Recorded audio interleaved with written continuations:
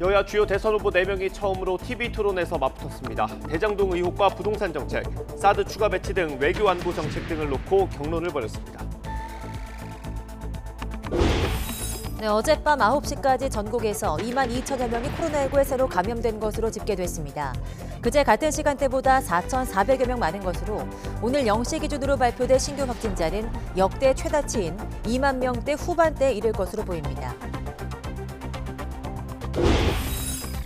정부가 다음 주부터 적용할 거리두기 조정안을 오늘 발표할 예정인 가운데 6명이 넘는 사적 모임 금지 등 현행 조치가 연장될 걸로 전망됩니다. 동네 병의원 등 곳곳에서 바뀐 코로나19 검사와 진료 체계를 놓고 혼선도 빚어졌습니다. 코로나19 대유행 속에 지구촌 겨울축제, 베이징 동계올림픽이 오늘 저녁 개막해 오는 20일까지 17일간 열전에 돌입합니다. 우리 선수단은 내일 쇼트트랙 신설 종목인 혼성계주에서 첫 메달을 기대하고 있습니다. 조 바이든 미국 대통령이 시리아에서 미군 특수부대 작전을 통해 테러 조직 이슬람 국가 IS의 우두머리 알쿠라이시를 제거했다고 밝혔습니다. 바이든 대통령은 IS에 대한 압박을 계속할 거라며 테러에 단호하게 대응하겠다고 강조했습니다.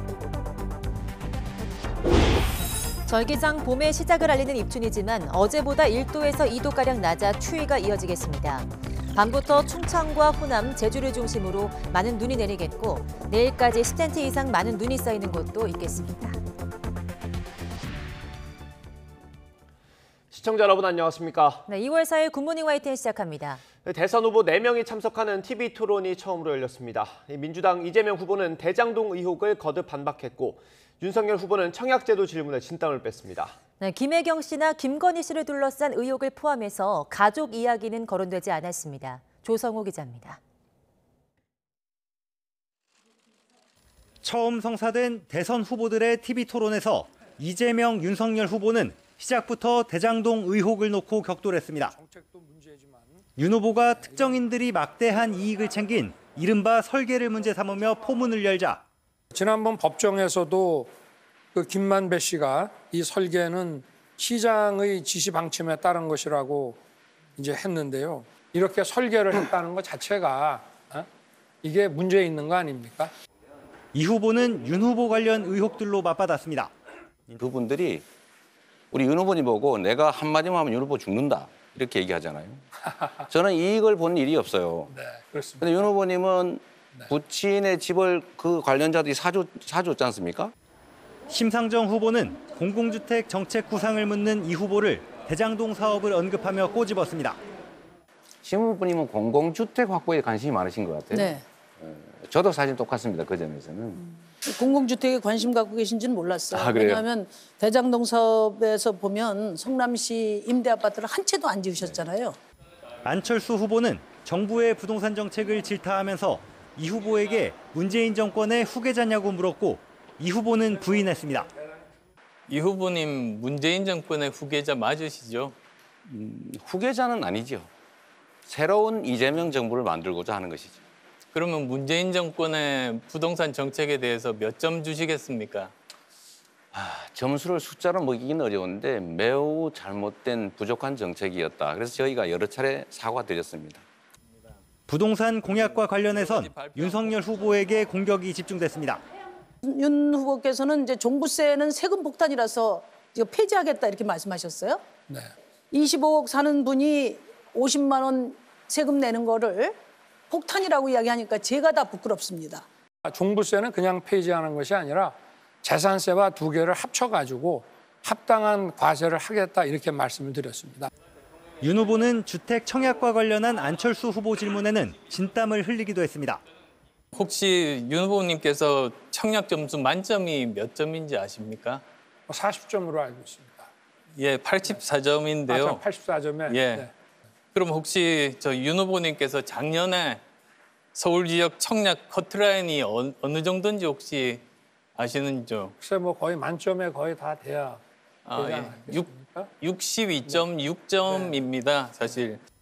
안 후보는 군필자 청약 가산점 5점 공약에 실효성이 없다고 비판했고 윤 후보는 주택 정책이 아닌 국방 공약 차원이라고 비켜갔습니다. 부동산 공급 정책과 집값 안정 방안을 놓고도 토론이 뜨거웠지만 이재명 후보 부인 김혜경 씨, 그리고 윤석열 후보 부인 김건희 씨를 둘러싼 의혹은 첫 토론 테이블에 오르지 않았습니다. YTN 조성호입니다. 외교 안보 분야에선 후보들의 다양한 시각이 그대로 드러났습니다. 특히 사드 추가 배치와 선제 타격론을 놓고 격론을 벌였습니다. 네, 에너지 정책에도 큰 차이가 있었고 또 추경에 대해서는 기존 입장이 반복되면서 입장 차이를 좁히지 못했습니다. 이어서 김승환 기자입니다. 외교 안보 분야에서는 무엇보다 국민의힘 윤석열 후보의 대북 정책이 도마에 올랐습니다. 사드 재배치 공약을 놓고 설전이 벌어졌습니다. 안보 불안을 조성해가지고 표 얻으려고 경제 망친다는 지적이 있는데 어떻게 생각하세요? 안보가 튼튼해야 주가도 유지가 되고 국가 리스크라는 것이 이제 주는 거고요. 오히려 윤 후보가 선제 타격론을 제기해 국민이 불안해한다는 지적도 나왔습니다. 최근에 그 선제 타격론을 몇 차례 말씀하셨어요. 저는 이게 대통령 후보로서 매우 경솔을 한 발언이라고 생각합니다. 심 후보가 김건희 씨의 녹취 내용을 거론하며 안희정 전 지사의 편이냐고 따지자 윤 후보가 피해자에게 사과하며 진화에 나섰습니다. 김지은 씨를 포함해서 모든 분들에게 아주 공인의 안에도 공적인 위치에 있으니까 제가 사과를 드리겠습니다. 원전과 신재생 에너지 등 에너지 산업을 두고는 후보별로 확연한 시각 차이를 보였습니다. 원전 문제에 대해서 그렇게 과격하게 무조건 문재인 정부 반대로 이렇게 안 하시면 좋겠다는 생각이고요. 제가 마저 말씀을 좀 드리도록 하겠습니다. 근데 전에 이유 텍스노미가 지금 원전을 그린 에너지로 인정한 거 아닙니까? 아니, 조건이 붙어 있어요. 예, 예. 아닙니다. 자, 네. 코로나19 피해 지원을 위한 추가 경정 예산안의 규모와 재원 마련 방안 등을 놓고도 논쟁이 벌어졌습니다. 후보님 지금 말씀은 논리적 모순이 있는데요. 35조 원을 주장한 것은 국민의힘입니다. 필요하니까 했겠죠. 저희는 50조를 했죠. 1차로. 아니, 그러니까 그 용처가 어딘지는 14조가 들어왔으니까. 그러니까 용처. 안 후보의 제안에 국민연금 개혁에 대해선 네 후보 모두 깜짝 합의를 이루기도 했습니다. YTN 김승환입니다. 대선 후보들은 첫 토론회였던 만큼 한 목소리로 아쉽다는 반응을 보였습니다. 네, 그만큼 토론회를 마친 뒤 장외 신경전도 뜨거웠습니다. 이만수 기자입니다.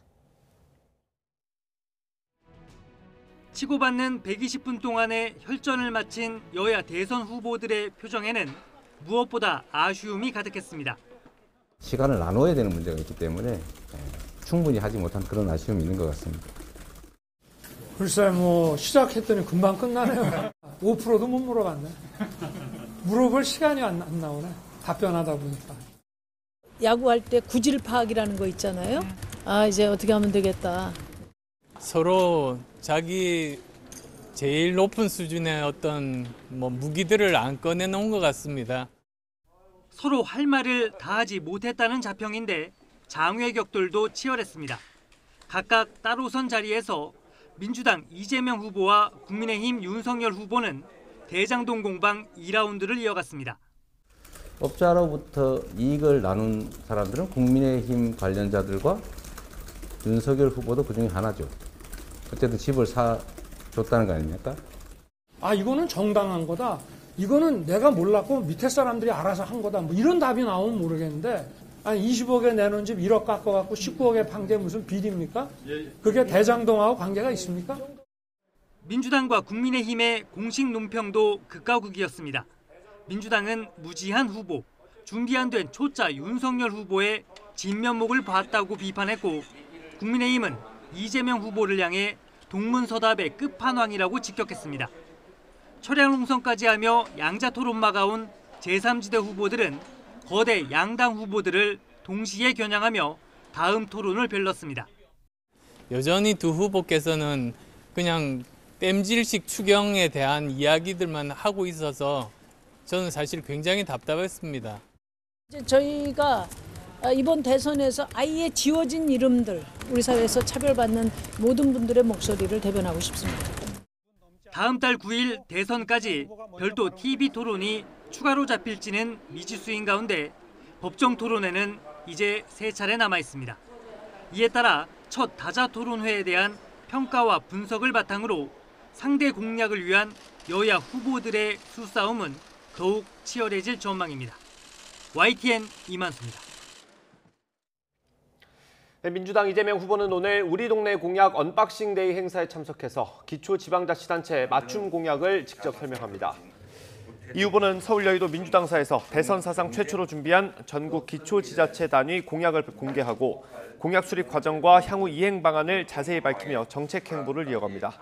또 한국농업경영인 중앙연합회가 주최하는 대선 후보 농정비전 발표에 참석해 차기 정부의 농업 정책을 설명하고 한국천주교 주교회의 의장인 이용훈 주교도 예방해서 종교계 요청 사항을 수렴할 계획입니다.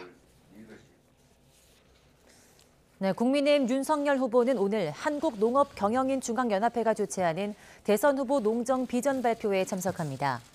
이 자리에서 윤 후보는 국가기관산업이자 미래 성장 동력으로서 농업의 성장을 지원하기 위한 정책을 내놓을 예정입니다.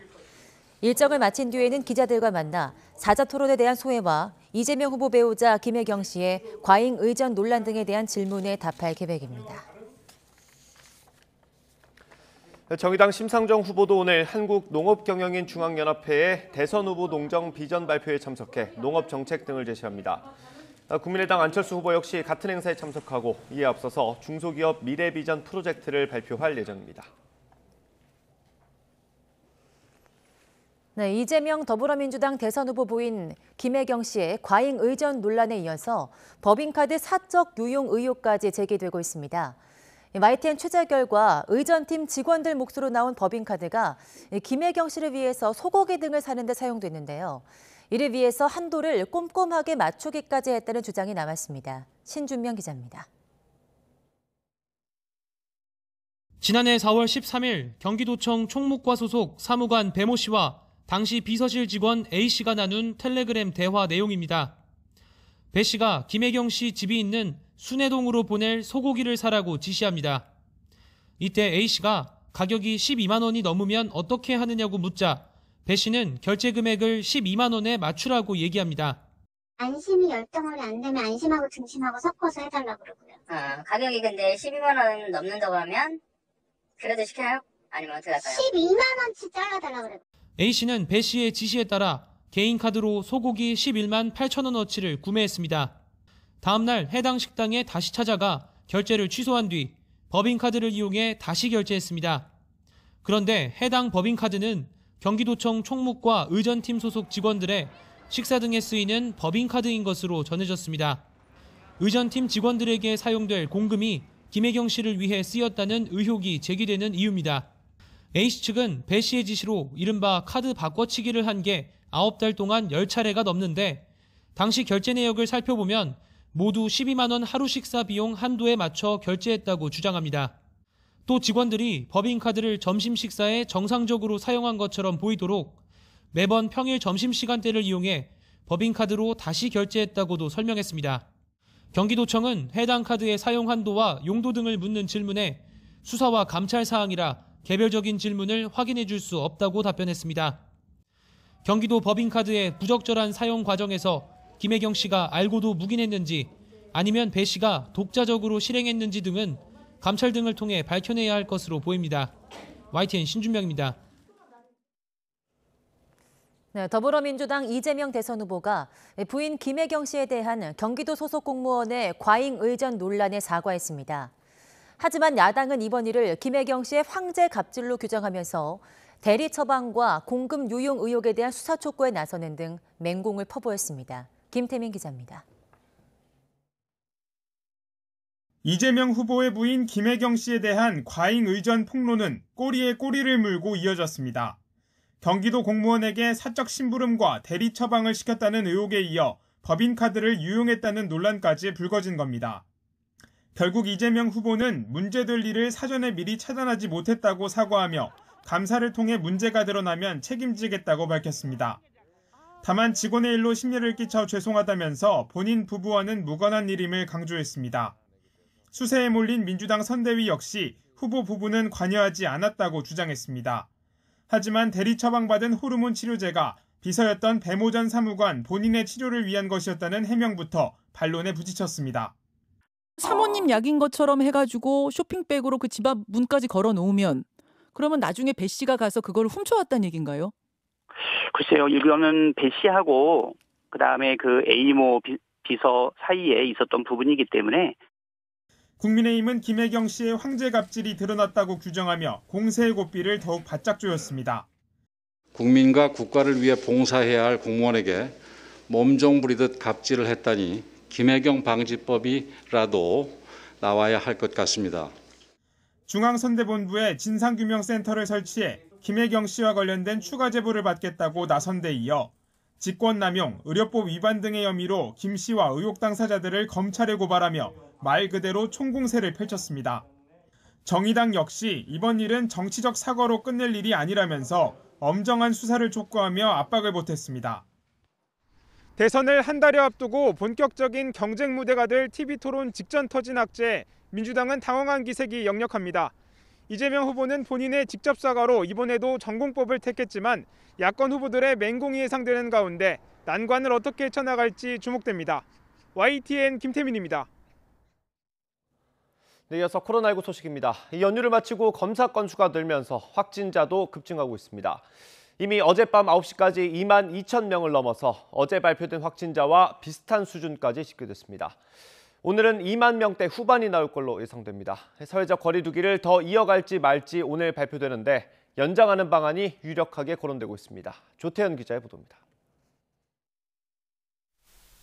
5일 동안 이어진 설 연휴, 이동도 접촉도 많았던 만큼 연휴가 끝나면 코로나19 확진자가 대폭 늘어날 것이란 우려가 컸습니다. 그리고 그 우려는 현실이 됐습니다. 어제 오후 9시까지 코로나19 양성 판정을 받은 확진자는 모두 22,345명.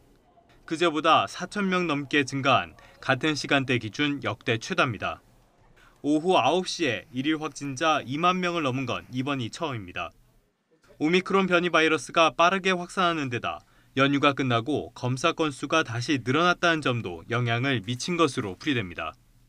우세종이 아니라 거의 지배종이 됐습니다. 90% 이상 되었기 예. 때문에 이 피크가 어느 순간에 꺾어지기만 한다면 안심할 수가 있겠는데 그것이 뭐 10만이 될지 더 넘어갈지 아직까지는 좀 불확실한 상황이 많이 있죠. 이에 따라 사적 모임을 6명까지만 허용하고 식당과 카페 등의 영업시간을 오후 9시로 제한하는 내용의 현행 사회적 거리두기 조치 역시 연장될 가능성이 커졌습니다. 위중증 환자나 병상 가동률 등은 안정적으로 관리되곤 있지만 명절 연휴의 영향으로 단기간에 확진자가 빠르게 늘어날 것으로 보이기 때문입니다. 또 호흡기 전담 클리닉이나 동네 병의원 중심의 검사와 치료 체계가 갓 시작됐다는 점도 부담입니다. 정부는 전문가 등의 의견을 종합해 다음 주 월요일부터 적용할 새 거리두기 체계를 오늘 발표할 예정입니다. YTN 조태현입니다. 확진자가 빠른 속도로 늘면서 재택치료 환자를 관리하는 시스템에 과부하가 걸리지 않을지 걱정입니다. 정부는 일단 하루 모니터링 횟수를 줄이기로 했고 증상이 없거나 약한 확진자의 경우에는 스스로 건강 상태를 확인하는 방안도 고민하고 있습니다. 이형원 기자의 보도입니다. 전파력 큰 오미크론 변이 확산으로 연일 2만 명대 확진자가 나오자 재택치료자 관리 여력도 한계에 달하고 있습니다. 현재 재택치료 대상자는 9만 7천여 명으로 10만 명에 육박합니다. 의료기관 461곳에서 최대 관리 가능한 인원이 10만 9천 명에 불과한 점을 고려하면 사실상 포화 상태에 달한 겁니다. 현재 11만 명 정도까지 관리할 여력은 있다고 보고 있고 11만 명 정도의 시기는 다음 주쯤에 찰 것이라고 보고 있는 중인데 재택치료 관리 여력을 확보하기 위해 하루 모니터링 횟수도 줄였습니다. 고위험군은 하루 2번, 나머지는 하루 1번으로 기존보다 한 차례씩 줄여 관리 부담을 최소화한 겁니다. 이와 함께 다음 주 한계에 달하기 전까지 관리 의료기관을 최대한 확대한다는 방침입니다. 정부는 호흡기 환자가 많은 이비인후과와 소아청소년과, 내과, 가정의학과를 중심으로 30에서 40% 정도가 코로나19 진료에 참여하면 최대 4,000곳까지 의료기관을 늘릴 수 있을 것으로 내다봤습니다. 또 의료진 1명이 담당하는 환자 수 확대를 검토하는 한편 확진자 급증에 대비해 일본에서 시행 중인 재택요양 도입도 논의하고 있습니다. 무증상 경증 확진자는 의료진이 직접 모니터링하지 않는 대신 환자 스스로 건강 상태를 전산에 입력하고 악화 때 직접 연락하도록 해 의료진 부담을 줄이는 방식입니다. 고위험군 아닌 사람은 그냥 본인이 문제가 있을 때 재택 치료를 하는 기관에 전화해서 상담을 하는 방식으로 바꾸면 고위험군을 관리하면 일단 가능하죠. 현재 수준으로도. 이외에도 방역당국은 확진자 급증으로 역학조사 부담이 커진 상황을 고려해 전화 문답 형식에서 대상자가 직접 기재하는 방식으로 시스템을 바꿔 다음 주부터 시행할 방침입니다. YTN 이영훈입니다. 동네 병의원들이 코로나19 검사와 치료에 뛰어들었지만 아직 준비가 덜 된 곳이 있었습니다. 보호장비나 검사 키트를 받지 못한 곳에서 혼란을 빚었습니다. 김철희 기자의 보도입니다. 서울 서초구에 있는 소아청소년과 의원. 다음 주부터 코로나19 검사에 참여하기로 하면서 연휴 직후부터 준비에 여념이 없습니다. 병원에는 전문가용 신속 검사 키트 200개를 포함해 검사에 필요한 장비들이 먼저 도착해 있습니다. 하지만 안전한 검사를 위한 음압 부스와 보호 장비가 도착하지 않아 아직은 준비가 더 필요합니다. 이러는 사이 방역 당국으로부터 어떠한 연락도 받지 못했습니다. 사실 저희가 신청만 했지 신청 이후로 특별히 연락받은 것은 하나도 없습니다. 준비하기 위한 어떤 기준이라든지 이런 것도 사실 명확한 기준도 없고. 정부가 설 연휴 직후부터 검사를 받을 수 있다고 발표한 일부 동네 병원에서도 준비가 부족한 건 마찬가지입니다. 검사 키트조차 확보되지 않았다고 하소연하기도 합니다. 키트가 아직 도착을 안 해가지고 못하는 상태고 언제 될지는 잘 모르겠다라고 저희가 안내하고 있어요, 지금. 코로나19 검사와 치료를 전담하는 일부 호흡기 전담 클리닉에는 환자들이 몰리면서 대기 시간이 2시간 가까이 늘어나기도 했습니다. 설 연휴가 끝난 뒤 선별 진료소에서도 혼선이 이어졌습니다. 대상자 맞으신지 확인해 주시고요. 없어요. 네, 그럼 저기 신속항원 검사 가서 받으시면 됩니다. 계도 기간을 두기는 했지만 바뀐 검사법을 헷갈려하는 시민들이 있습니다. 검사 기다리고 받는 걸로 알고 있었는데 그냥 이렇게 바로 나오는 부분에 대해서 처음 알았던 것 같습니다. 친구한테 저도 설명 듣고 온 거라서 잘은 몰랐어요. 전문가들은 치명률은 낮고 전파력은 강한 오미크론 변이가 우세종으로 자리 잡은 만큼 대응 체계 전환은 불가피하다고 말합니다. 하지만 체계 전환에 앞서 정부가 정확한 기준을 안내하고 필요한 지원을 해야 했다고 지적합니다. 감염 관리에 대한 지침들을 조금 제공을 해 주셔야 될 것 같고요. 정부에서 지원을 해준다고 하면 오히려 이번 기회가 전반적인 감염 관리, 의원급 의료기관의 감염 관리를 개선시킬 수 있는. 확진자가 급증하는 상황에서 검사와 치료를 묶는 대응 체계 전환은 불가피한 측면이 있는 만큼 이에 따른 철저한 준비도 절실해 보입니다. YTN 김철입니다. 네, 유럽 국가들이 속속 방역 완화 대열에 합류하는 가운데 유럽이 팬데믹의 마지막 단계에 진입한 것 같다는 WHO의 분석이 나왔습니다. 전염력은 높지만 증상은 가벼운 오미크론으로 자연 면역이 형성되고 또 이제 봄이 다가오고 있다는 점 등이 근거로 꼽혔습니다. 이상순 기자입니다. 덴마크와 노르웨이 등에 이어 스웨덴도 코로나19 방역 해제를 선언했습니다.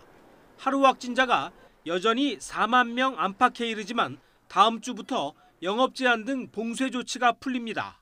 Och jag kan säga att det börjar bli dags att öppna upp Sverige igen.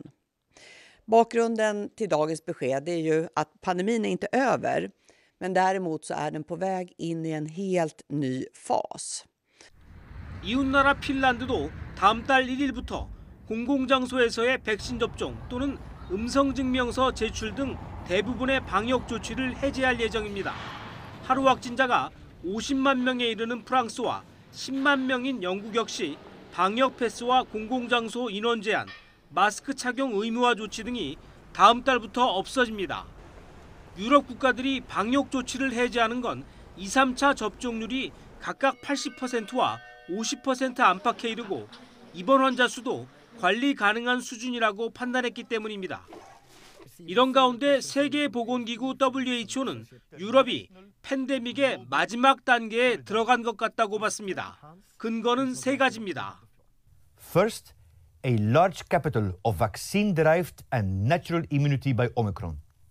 Second, a favorable seasonality pause as we move out of the winter. And third, a lower severity of the Omicron variant, now well established. 클루주 소장은 다만 이런 낙관적인 시나리오는 계속적인 백신 접종과 새로운 변이 출현에 대한 감시가 유지되어야만 유효하다고 강조했습니다.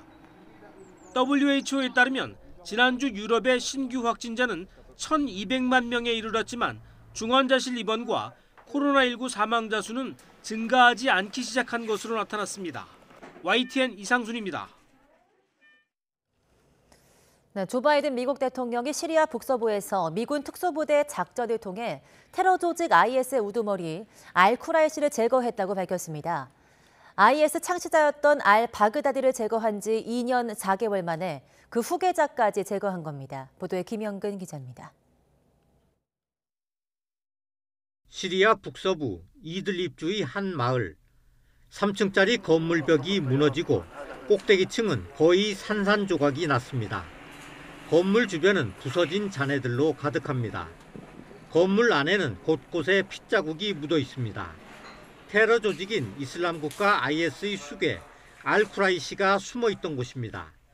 알-쿠라이시는 2019년 미군이 IS 수괴였던 알-바그다디를 제거하자 그 자리를 이어받은 인물입니다. 바이든 대통령은 알-쿠라이시가 현지 시각 3일 미군 특수부대 작전을 통해 제거됐다고 밝혔습니다. Last night, operating on my orders, the United States military forces successfully removed a major terrorist threat to the world, the global leader of ISIS. 이번 작전은 중동 지역을 관할하는 미 중부사령부가 맡았습니다. 미군 특수부대는 헬기를 이용해 마을에 침투한 뒤 은신처를 포위했습니다. 이후 교전이 벌어졌고 궁지에 몰리자 알-쿠라이시는 부인 자녀와 함께 자폭했습니다. يعني أكثر من ساعتين ونص 3 ساعات إلا ربع هني بالأجواء اللي يعني كني بالأجواء وسمعنا صوت يعني صار يضربني بالرشاشات ويضربني قذايف المروحيات. 이번 작전에는 특수부대원 20여 명이 참여했으며 무인기도 동원된 것으로 알려졌습니다. 미 국방부는 이번 임무는 성공적이었다며 미군 사상자는 없었다고 밝혔습니다. 하지만 작전 과정에서 어린이와 여성을 포함해 10여 명이 숨진 것으로 알려졌습니다. CNN은 미군 관계자를 인용해 사망자는 모두 자폭으로 인한 것이라고 전했습니다. YTN 김영근입니다. 100억 원이 넘는 예산을 횡령한 혐의로 구속된 서울 강동구청 공무원은 77억 원을 미수 거래로 주식에 투자했다가 대부분 탕진한 걸로 드러났습니다. 회사 돈 2천억 원으로 주식 투자를 했던 오스템 임플란트 재무팀장과 비슷한 사례입니다. 공직사회는 물론 민간 기업에서도 감시 체계가 제 역할을 못했다는 지적이 나오고 있습니다. 오선열 기자의 보도입니다. 공금 115억 원을 횡령한 혐의로 구속된 강동구청 공무원 김모 씨. 검찰로 호송되기 전 횡령 혐의를 인정하느냐 취재진 질문에 대부분 말을 아꼈지만 공범이 있느냐는 질문에는 없다고 답했습니다. 공범 있으세요? 가족들 횡령 사실 아는 사람 있습니까? 없습니다. 구청에서 아무도 몰랐어요, 횡령하신 거? 네, 없습니다. 구청 투자유치과에서 근무했던 김 씨는 지난 2019년 12월부터 지난해 2월까지 폐기물 처리시설 설치 기금의 일부인 115억 원을 빼돌렸습니다. 김 씨는 업무 추진비 지출 목적으로 사용하는 법인용 제로페이 계좌에서 본인 계좌로 한 번에 5천만 원씩 무려 236차례나 이체했지만 들키지 않았습니다. 38억 원은 다시 구청 계좌에 채워뒀지만 77억 원을 주식 미수 거래에 투자했다가 대부분 잃은 것으로 조사됐습니다. 주식 미수 거래는 현금과 주식을 담보로 최대 2.5배까지 주식을 살 수 있지만 이틀 뒤인 결제일까지 대금을 내지 않으면 주식을 강제로 처분당합니다. 주식 손실 메우려고 횡령 시작하신 거 맞나요? 네. 미수거래로 돈 다 날린 거 맞으세요? 앞서 2천억 원이 넘는 회사 돈을 횡령한 오스템 임플란트 재무팀장 이모 씨 역시 외상으로 주식 거래를 하다 큰 손실을 봤습니다. 공금을 이용해 주식 투자에 손을 댔다가 손실을 보고 만회하지 못하자 점차 더 큰 돈을 빼돌리면서 감당하지 못할 만큼 횡령액이 커진 겁니다. 700~800억 정도 수준에서 저희가 보고 있습니다. 전체적으로 시스템 점검해가지고 다시 이런 일이 이제 벌어질 수 없게끔 재무회계 관리 시스템 전체를 다 점검을 하는 거죠. 전문가들은 개인이 거액의 회사 돈을 횡령할 수 있는 건 부실한 내부 통제 시스템이 가장 큰 원인이라고 지적했습니다. 문제는 모든 것들이 이제 결국은 사후적으로 서면으로만 이게 종이로만 체크하기 때문에 그게 좀 어려운 점이 있습니다. 실무자가 이거를 마음먹고 위조를 해가지고 속였을 경우에는 사실상 바로바로 대응하는 게 쉽지가 않아요. 특히 개인이 공금을 횡령하는 일탈을 사전에 차단하려면 일정 금액 이상 거래에 대해 금융기관의 관리 감독이 필요하다고 강조했습니다. YTN 오선열입니다. 인천의 한 아파트 단지에서 이삿짐을 옮기던 사다리차가 넘어졌습니다. 출근 시간대 인명피해가 날 수 있었던 아찔한 사고였습니다. 홍민기 기자가 취재했습니다. 아파트 단지 안 도로를 따라 사다리차가 옆으로 누워 있습니다. 높이 뻗었던 사다리는 맞은편 아파트에 부딪혀 꺾여버렸습니다. 사고가 난 건 아침 8시 40분쯤 인천 청천동의 한 아파트 단지에서 이삿짐을 나르던 사다리차가 옆으로 넘어진 겁니다. 62m 사다리차가 아파트 24층으로 짐칸을 올리다가 중심을 잃고 쓰러졌습니다. 나 여기서 이제 봤거든요. 여기 저 은행나무 있는 데서. 거기서 보고는 빨리 일자로 도망가서 난 피한 거지. 출근 시간대였지만 다행히 다친 사람은 없었고 주변 차도 피해를 보지 않았습니다. 다만 주민 20여 명이 급히 대피하고 맞은편 아파트의 창문과 방충망이 일부 부서졌습니다. 중심을 잃고 넘어진 사다리차는 맞은편 아파트의 계단 난간을 그대로 덮쳤습니다. 이삿짐 사다리차 전복 사고가 빈번하게 일어나고 있습니다. 지난달 강원도 춘천시의 한 아파트에서 22층으로 이삿짐을 올리던 사다리차가 쓰러졌고 지난해 10월에는 경기 용인시에서도 사다리차가 넘어져 주차된 차량 한 대를 덮쳤습니다. 전문가들은 사다리차로 고층 작업을 할 때 지지대를 견고하게 설치하는 게 무엇보다 중요하다고 입을 모읍니다. 아웃트리거를 켜고 수평을 맞추고 나서 붐을 전개해서 작업을 해야 된다 이 얘기예요. 또 사다리를 펼친 상태에서 차량을 이동하다 전복 사고로 이어질 수 있다는 지적도 나옵니다. YTN 홍민기입니다.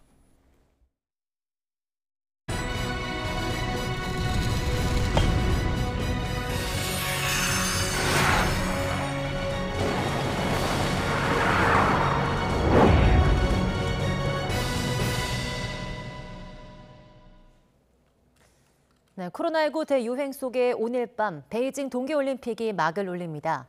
4년 전 안방 평창에서 우리 대표팀은 금메달 5개를 포함해 무려 17번 시상대에 올랐는데요. 이번 올림픽에서는 누가 언제 승전고를 울릴지 베이징에서 조은지 기자가 보도합니다. 역대 동계올림픽에서 금메달만 24개를 땄던 전통의 메달밭 쇼트랙. 베이징에서도 우리 선수단 첫 시상대를 노립니다. 개회식 이튿날인 토요일 밤 이번에 처음 생긴 2000m 혼성 계주에서 남녀 에이스 황대헌, 최민정을 필두로 초대 챔피언에 도전합니다. 신설된 종목이기도 하고 그리고 쇼트트랙에서 메달이 나올 수 있는 그 첫 종목이기도 해서 선수들 모두가 좀 책임감을 갖고 기대감을 갖고 준비를 열심히 하고 있습니다. 7일엔 여자 500m와 남자 1000m 결승이 열리고 16일까지 개인전 3종목과 계주에 금메달 9개가 걸려 있습니다. 최대 라이벌 중국은 김선태 감독과 안현수 코치를 영입했는데 경기력 외에 교묘한 반칙과 홈팬의 응원, 편파 판정 등이 변수입니다. 바람만 스쳐도 실격을 받을 수 있다라는 얘기를 할 정도로 그런 판정을 주지 않을까 하는 걱정을 늘 안고 있습니다. 8일 출격하는 스노보드 이상호도 유력한 우승 후보. 월드컵 랭킹 1위로 베이징을 밟은 배추보이는 외신이 예상한 금메달리스트입니다. 두 번의 올림픽 다 호이호수 준비했기 때문에요. 둘 다 100이라고 생각합니다. 영미 신드롬을 일으켰던 팀킴은 10일부터 9개 나라와 차례로 격돌하고 승승장구한다면 폐회식인 20일 금메달 마침표를 찍을 수 있습니다. 스피드 스케이팅도 베테랑 이승훈, 김보름을 필두로 한 방을 준비하고 평창 시상대를 수놓았던 스켈레톤 윤성빈과 봅슬레이 원윤종 팀도 리지의 옌칭 트랙에서 반란을 꿈꿉니다. 준비한 만큼 후회 없이 최선을 다하면 결과는 하늘에 맡기고 좋은 결과가 있지 않을까 생각합니다. 선수들의 피, 땀, 눈물이 녹아있는 메달은 방역 때문에 도쿄올림픽처럼 이번에도 셀프 시상하기로 했습니다. 길어지는 코로나19 대유행 속에 자신과 싸우며 고군분투 달려온 선수들은 꿈의 무대인 올림픽에서 메달만큼 귀한 투혼과 감동을 준비하고 있습니다. 중국 베이징에서 YTN 조은지입니다. 네, 팬데믹 속 치러지는 이번 올림픽으로 코로나19가 확산하진 않을까 걱정도 큽니다. 중국 정부는 폐쇄 루프를 통해서 선수와 취재진의 외부 접촉을 통제하고 있는데요. 현재 모습이 어떤지 이지은 기자가 전해드립니다. 베이징 올림픽 취재진의 생활은 제약의 연속입니다. 정해진 호텔에 머물면서 미디어 센터와 경기장만 오갈 수 있습니다. 이곳은 저희가 묵고 있는 미디어 호텔 마당입니다. 보시는 것처럼 높은 담장과 함께 자물쇠까지 설치가 되어 있는데요. 정해진 차량을 이용하지 않고서는 단 한 발자국도 걸어서 나갈 수는 없습니다. 호텔 측은 아예 물과 각종 비품을 알아서 가져가도록 복도해뒀고 방역복으로 꽁꽁 싸맨 직원들이 소독을 이어갑니다. 식당 한 곳을 제외한 내부 시설은 모두 문을 닫았습니다. 필요한 물품을 살 수 있는 곳은 임시 매점이 유일합니다. 호텔에서 나갈 때는 짐 검사를, 호텔 마당에서는 매일 PCR 검사를 받아야 합니다. 창밖으로만 볼 수 있는 베이징 시내에는 곳곳에 걸린 배너만이 올림픽이 열린다는 걸 알려줄 뿐 축제 분위기는 찾아보기 어렵습니다. 새둥지라는 뜻의 야오차오로 불리는 베이징 국가체육장은 개회식 준비에 한창입니다. 펜스로 둘러싸인 경기장 주변은 오가는 사람을 엄격하게 통제하고 있습니다. 연출은 14년 전과 같이 중국의 거장 장이머우 감독이 맡았습니다. 개회식과 경기 관람은 수용 인원의 최대 절반까지 모두 중국 본토 거주인만 가능할 전망입니다.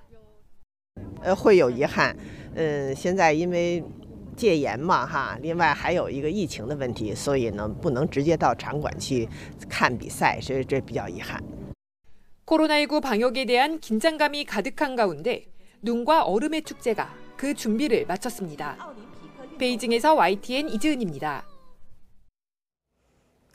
네, 중국을 방문 중인 박병석 국회의장은 오늘 저녁 베이징의 국가체육장 니아오차오에서 열리는 동계올림픽 개막식에 참석할 예정입니다. 박병석 의장은 이어 내일은 시진핑 국가주석 주최 정상급 외빈 환영 오찬에도 참석할 계획입니다.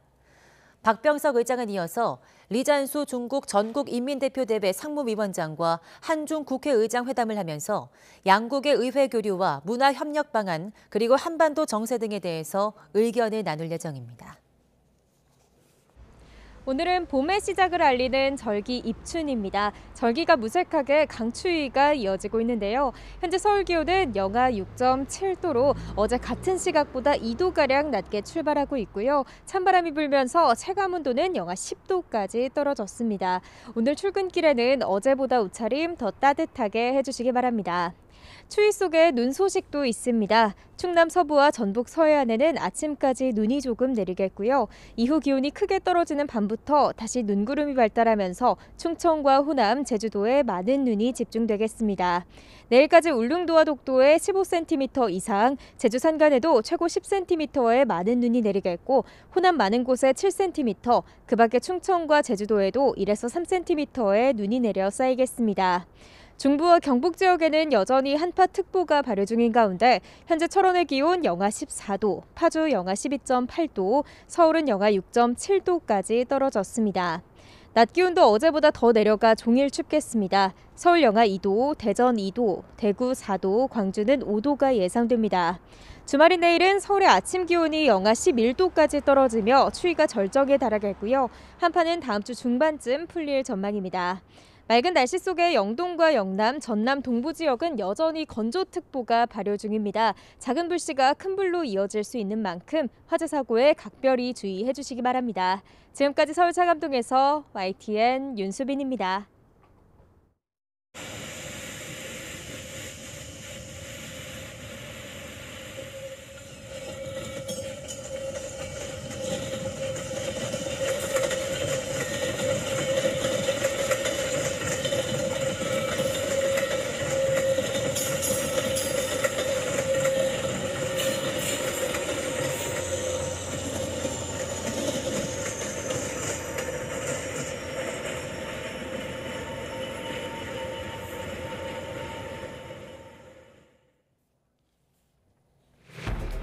어젯밤 9시까지 2만 2천여 명이 코로나19에 새로 감염된 것으로 집계돼 오늘 0시 기준으로 발표될 신규 확진자는 2만 명대 후반으로 전망됩니다. 정부가 다음 주부터 적용할 거리두기 조정안을 오늘 발표할 예정으로 6명이 넘는 사적 모임 금지 등 현행 조치가 연장될 것으로 전망됩니다. 네, 여야 주요 대선 후보 4명이 처음으로 TV 토론에서 맞붙었습니다. 대장동 의혹과 부동산 정책, 사드 추가 배치 등 외교 안보 정책 등을 놓고 격론을 벌였습니다. 기업들의 메일 서버가 해킹 위협에 노출된 채 방치되고 있는 걸로 YTN 취재 결과 확인됐습니다. 해커들이 웹사이트에 특정 기업 메일 서버 IP를 판매한다는 글까지 올리는 걸로 나타났습니다. 절기상 봄의 시작을 알리는 입춘이지만 어제보다 1도에서 2도가량 낮아 추위가 이어지겠습니다. 밤부터 충청과 호남, 제주를 중심으로 많은 눈이 내리겠고 내일까지 10cm 이상 많은 눈이 쌓이는 곳도 있겠습니다.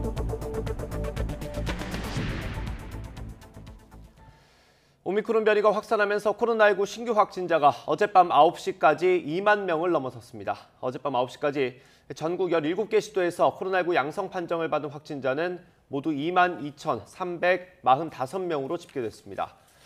전날보다 4,425명이 많은 수준으로 같은 시간 기준 역대 최다 기록입니다.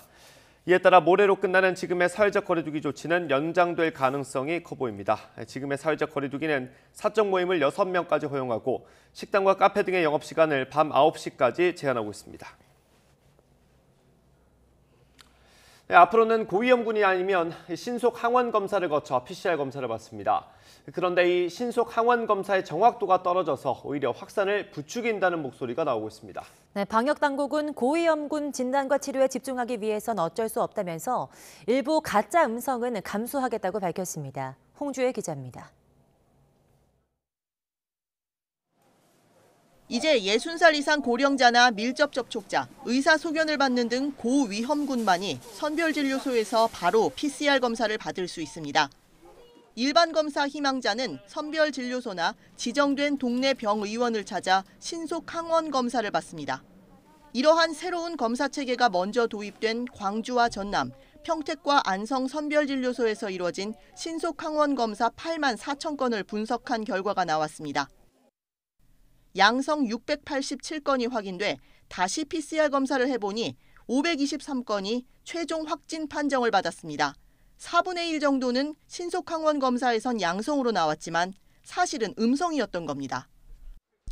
방역 당국은 신속 항원 검사는 검체에서 유전자를 증폭하는 과정이 생략된 만큼 정확도가 떨어질 수밖에 없다고 설명합니다.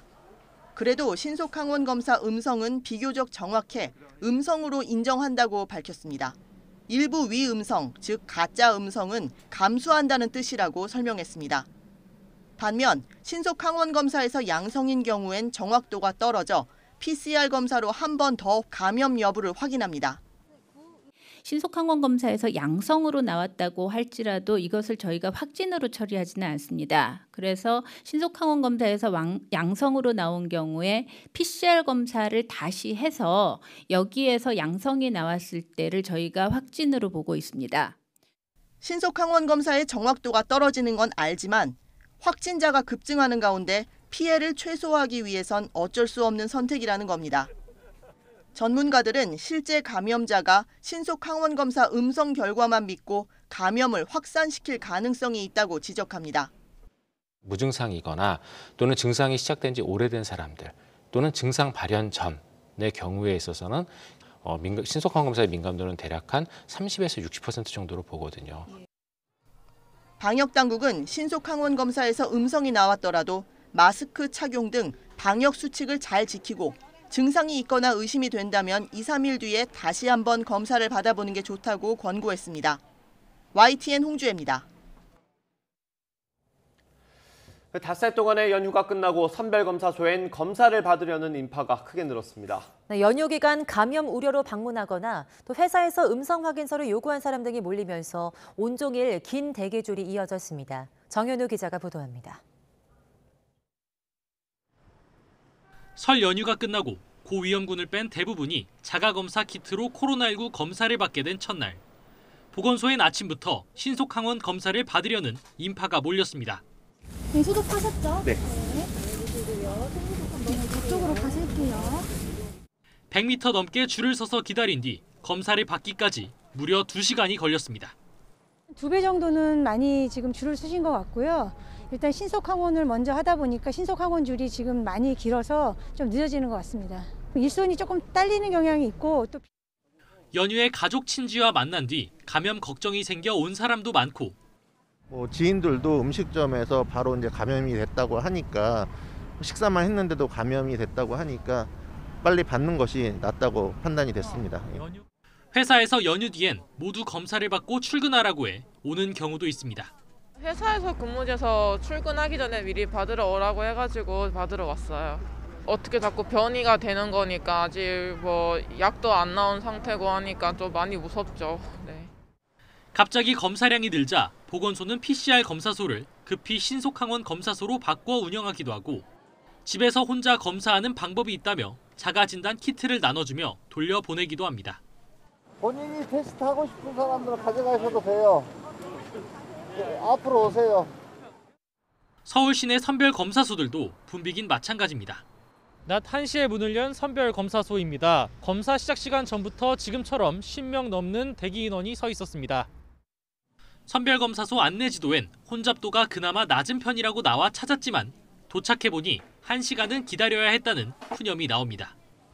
한 1시간 정도 걸린 것 같아요. 검색으로 30분 안에 끝난다고 해서 왔는데 오늘 처음 도입되다 보니까 좀 오래 걸린 것 같습니다. 설 연휴가 끝나면서 감염 확산에 대한 불안감으로 검사를 받으려는 인파가 한꺼번에 몰린 가운데 당분간 확진 규모도 더욱 늘 것으로 보여 검사 과정에서의 혼잡은 한동안 계속될 것으로 보입니다. YTN 정윤우입니다. 네, 일본의 코로나19 신규 확진자 수가 오미크론 변이의 확산 영향으로 연일 최다 기록을 갈아치우고 있습니다. 어제 하루 일본 전역에서 새로 확인된 감염자는 모두 96,800여 명으로 이틀 연속 역대 최다치를 경신하면서 10만 명대에 바짝 다가섰습니다. 누적 확진자 수도 지난달 20일 200만 명대로 올라선 지 2주 만에 300만 명 선을 돌파했습니다. 독일의 하루 확진자 수가 사상 최다인 23만 명을 넘어섰습니다. 최근 일주일 동안 인구 10만 명당 신규 확진자 지표도 1,283명으로 치솟아 사상 최고치를 갈아치웠습니다. 독일 예방접종위원회는 70대 이상과 면역 결핍증 환자, 요양원 거주자 등 취약층에게 4차 백신 접종을 권고했습니다. 네, 하루 신규 확진자가 4만 명에 가까운 스웨덴이 다음 주 코로나19 방역 조치를 해제합니다. 마그델레나 안데르손 스웨덴 총리는 기자회견에서 스웨덴을 다시 개방할 때가 됐다며 식당과 술집의 영업시간 단축, 실내 집합 인원 제한 등 방역 조치를 해제한다고 밝혔습니다. 인구 1,000만 명가량의 스웨덴은 하루 확진자가 4만 명에 육박하고 있지만 중증 환자가 급감해 100여 명에 불과합니다. 여야 주요 대선 후보들이 참여한 첫 사자 TV 토론에서 대장동 의혹과 부동산 정책을 둘러싸고 치열한 공방이 벌어졌습니다. 먼저 국민의힘 윤석열 후보는 대장동 사업 설계자를 자임한 민주당 이재명 후보가 민간 사업자 배당 상한 한도를 씌우지 않으면서 특정인에게 천문학적인 특혜가 돌아갔다며 이 후보가 남은 이익을 다 가져갈 수 있게 해준 것인지 답해야 한다고 압박했습니다. 이에 대해 이재명 후보는 지금은 특검을 뽑는 자리가 아니라고 반발하면서 윤 후보는 내가 가진 카드면 죽는다는 김만배 씨 발언이나 윤 후보 부친의 집을 산 게 김 씨 측근인 걸 보면 대장동 사업으로 이익을 본 쪽은 오히려 윤 후보라고 맞받았습니다.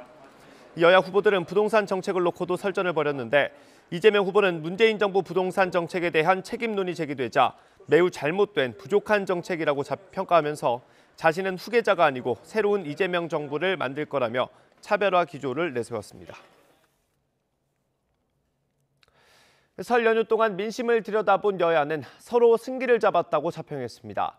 민주당은 지지율이 반등했다고 했고 국민의힘은 호남 민심이 움직였다고 자신했습니다. 박석영 기자가 보도합니다. 다가오는 대선의 최대 분수령으로 꼽혔던 설 연휴. 민주당은 이재명 후보 배우자 김혜경 씨의 과잉 의전 논란이라는 변수를 만났고 이게 사실인지 아닌지를 확인하지 않고 그냥 마구잡이로 덤비는 거면 그냥 정치적인 공세일 뿐이고요. 사실관계가 확인되는 게 되게 중요하죠. 국민의힘은 대장동 의혹 핵심 인물인 김만배 씨가 윤석열 후보를 언급한 녹취록으로 공격을 받았습니다. 이재명 후보의 변호사비 대납 의혹 녹취록에 대해서는 녹취 조작 운운하더니 단지 윤석열 이름 석자 나왔다는 이유로 침소 봉대하며 호들갑 떨고 있습니다. 더욱 혼란해진 설 민심, 각 당의 평가는 엇갈립니다. 민주당은 연휴를 기점으로 박스권에 갇힌 이 후보의 지지율이 반등할 것으로 예상했습니다. 무공천 방침, 동일 지역구 연속 4선 금지법 발의 등 강력한 쇄신 드라이브가 영향을 줄 거란 분석입니다.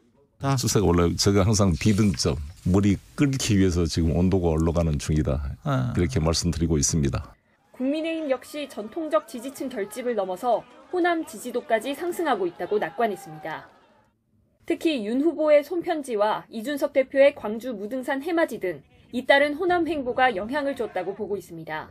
민주당에서 굉장히 조직적으로 여론조사에 응답해달라는 이제 운동을 했습니다. 그럼에도 불구하고 최근의 결과가 뒤집히지 않은 거로 봐가지고는 저희는 상당한 우세를 가지고 있다고 저희는 보고 있습니다. 연휴 마지막 날 시행된 대선 지지도 여론조사에서는 이 후보와 윤 후보가 오차 범위 내에서 접전을 벌이는 것으로 나타났습니다. 설 연휴 기간 동안 만난 악재에도 양당이 서로 승리를 자신하는 가운데 엎치락뒤치락 막판 표심쟁탈전은 더 치열해질 전망입니다. YTN 박서경입니다. 더불어민주당 송영길 대표가 코로나19 감염이 의심돼 일정을 중단하고 격리에 들어갔습니다. 민주당은 송 대표가 어제 오후 코로나19 자가검진 키트 검사를 진행한 결과 양성 반응이 나타났다고 밝혔습니다. 앞서 민주당에서는 박성준, 장철민 의원 등이 코로나19에 확진되면서 공보단 사무실을 일시 폐쇄하는 등 방역 조치에 들어갔습니다. 네, 작업자 3명이 숨진 양주 채석장 붕괴 사고와 관련해서 합동 현장 검증이 진행됐습니다. 네, 경찰과 고용노동부의 수사가 본격화한 건데요. 사전에 안전보건 예산과 인력을 확보했는지 등이 중대재해처벌법 적용 여부를 판가름할 핵심 쟁점이 될 것으로 보입니다. 김혜린 기자입니다. 삼표산업 양주사업장 입구가 수사기관 차량으로 분주합니다. 양주 채석장에서 마지막 실종자가 숨진 채 발견된 다음 날, 곧바로 경찰과 고용노동부 중앙사고조사단, 외부 전문가가 참여한 합동감식이 진행된 겁니다. 경찰은 감식 결과를 토대로 발파 관계자와 공사 책임자, 현장 감독자 등에 대한 업무상 과실치사 혐의를 들여다보고 있습니다. 이번 사고를 중대재해처벌법 1호 사건으로 보고 있는 고용노동부는 삼표산업 본사에 대한 수사도 본격화할 계획입니다. 이미 양주사업소에 대한 압수수색을 통해 작업계획서, 일지를 확보한 가운데 본사에 대한 압수수색도 검토하고 있는 것으로 알려졌습니다. 전문가들은 경영 책임자에게 중대재해처벌법을 적용하려면 본사가 안전보건 예산, 인력을 배치했는지가 핵심 쟁점이 될 것이라고 분석합니다. 절차를 마련하고 예산을 편성하고 또 안전관리를 위해서는 안전관리자를 배정을 해야 되는데 그런 인력이나 예산을 배정을 하고 이게 집행되는지 제대로 점검을 해야 되잖아요. 노동단체는 삼표산업 양주사업소 앞에 모여 경영 책임자를 중대재해처벌법으로 처벌해야 한다고 거듭 촉구했습니다. 지난해에도 삼표산업 작업자 2명이 숨지는 사고가 일어났지만 솜방망이 처벌에 그쳐 이번 사고가 발생했다는 겁니다. 실질적인 경영 책임자가 중대재해에 대한 직접적 사고의 책임자입니다. 처벌 대상자입니다. 지난달 시행된 중대재해처벌법을 처음 적용하는 사례인 만큼 관계기관도 신중하게 조사를 진행하고 있는 가운데 법 적용 여부가 판가름 나기까지는 최소 수개월이 걸릴 것으로 보입니다. YTN 김혜린입니다. 네, 지난달 무너진 광주 화정 아이파크 공사장에서 잔해물이 떨어지면서 수습 작업이 지연되고 있습니다. 사고를 낸 현대산업개발과 하청업체는 경찰 조사에서 진실 공방을 벌이고 있는데요.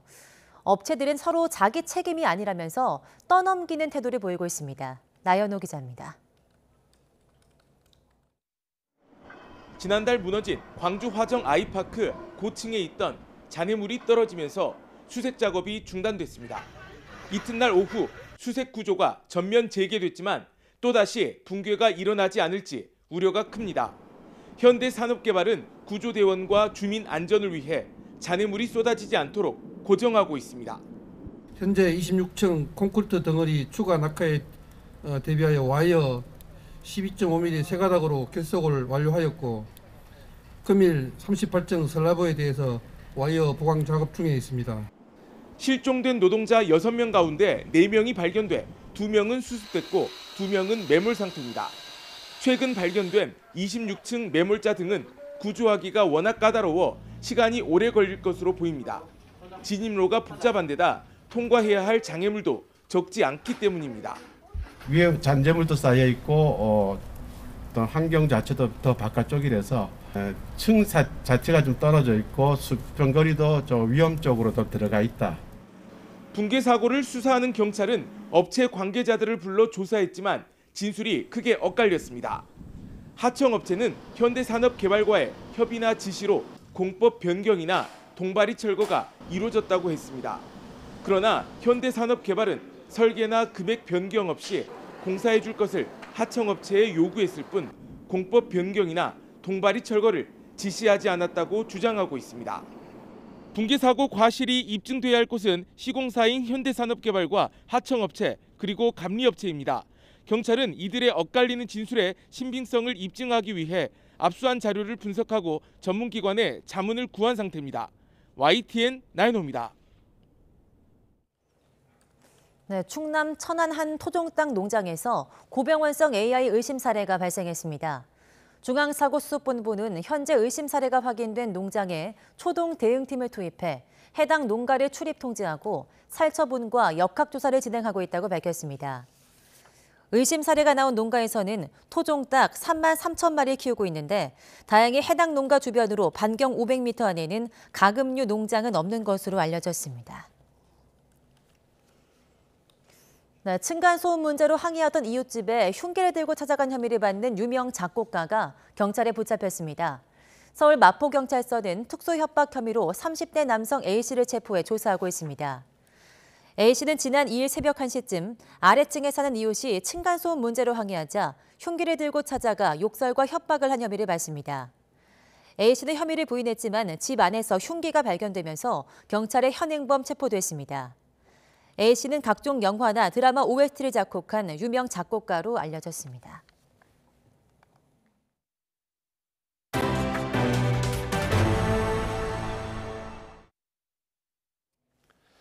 대장동 개발 의혹을 수사하는 검찰이 황무성 성남도시개발공사 초대 사장의 사퇴 강요 의혹에 대해서 민주당 이재명 후보와 정진상 선거대책위 부실장을 무혐의 처분했습니다.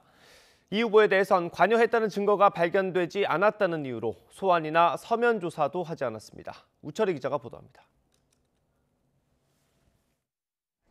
황무성 성남도시개발공사 초대 사장 사퇴 강요 의혹에 대한 검찰의 수사 결과가 석 달여 만에 나왔습니다. 서울중앙지검 전담수사팀은 이재명 더불어민주당 대선 후보와 최측근인 정진상 선거대책위 부실장에게 혐의가 없다고 보고 재판에 넘기지 않기로 결정했습니다. 또 이미 재판에 넘겨진 유동규 전 기획본부장도 혐의가 없다고 결론 내렸고 숨진 유한기 전 개발사업본부장은 공소권 없음 처분했습니다. 검찰의 판단 근거는 증거 불충분입니다. 진술과 녹취록, 사직서와 관련 공문 등을 종합한 결과 숨진 유한기 전 본부장이 다른 피의자들과 공모해 황무성 전 사장의 사직을 강요했거나 직권을 남용했다고 볼 만한 증거가 없다는 겁니다. 황무성 전 사장은 대장동 개발 사업 초기인 지난 2015년 3월 임기를 채우지 못하고 사퇴했는데 당시 유한기 전 본부장이 이재명 성남시장과 정진상 정책실장을 여러 차례 지칭하면서 사직서 제출을 종용한 상황이 녹취록에 고스란히 담겼습니다. 아니 그게 뭐 지 거야 원래? 그건 주고 말고 할 거야. 어? 시장님 명을 받아서 온 거 아닙니까? 대신 여기 꼭 시장님 얘기입니다. 왜 그렇게 모르십니까? 당신이 엄청난 역할을 맡았구나 보니까. 그지? 정 실장이나 유동규가 직접 말은 못하겠고. 이후 뇌물수수 혐의로 구속심사를 앞두고 있던 유한기 전 본부장이 지난해 12월 스스로 목숨을 끊으면서 검찰 수사가 한동안 멈췄습니다. 검찰은 황무성 전 사장에게 항의 문자를 보낸 정진상 부실장만 지난달 한 차례 비공개로 불러 조사했을 뿐 이재명 후보는 소환은 물론 서면 조사도 하지 않았습니다. 검찰 관계자는 관계인 진술 등에 비춰봤을 때 이재명 후보가 사퇴를 지시했거나 공모했다는 혐의를 인정할 증거가 전혀 발견되지 않았다고 이유를 밝혔습니다. 이런 가운데 오늘은 한 차례 연기된 곽상도 전 의원의 아들 퇴직금 50억 원 뇌물수수 혐의 관련 구속영장 실질 심사가 열립니다. 앞서 곽상도 전 의원에게 청구한 영장이 혐의 소명 부족을 이유로 법원에서 기각된 뒤 검찰이 절치부심 끝에 다시 청구한 영장인 만큼 로비스타의 성패를 판가름낼 결정적인 계기가 될 전망입니다. YTN 우철입니다.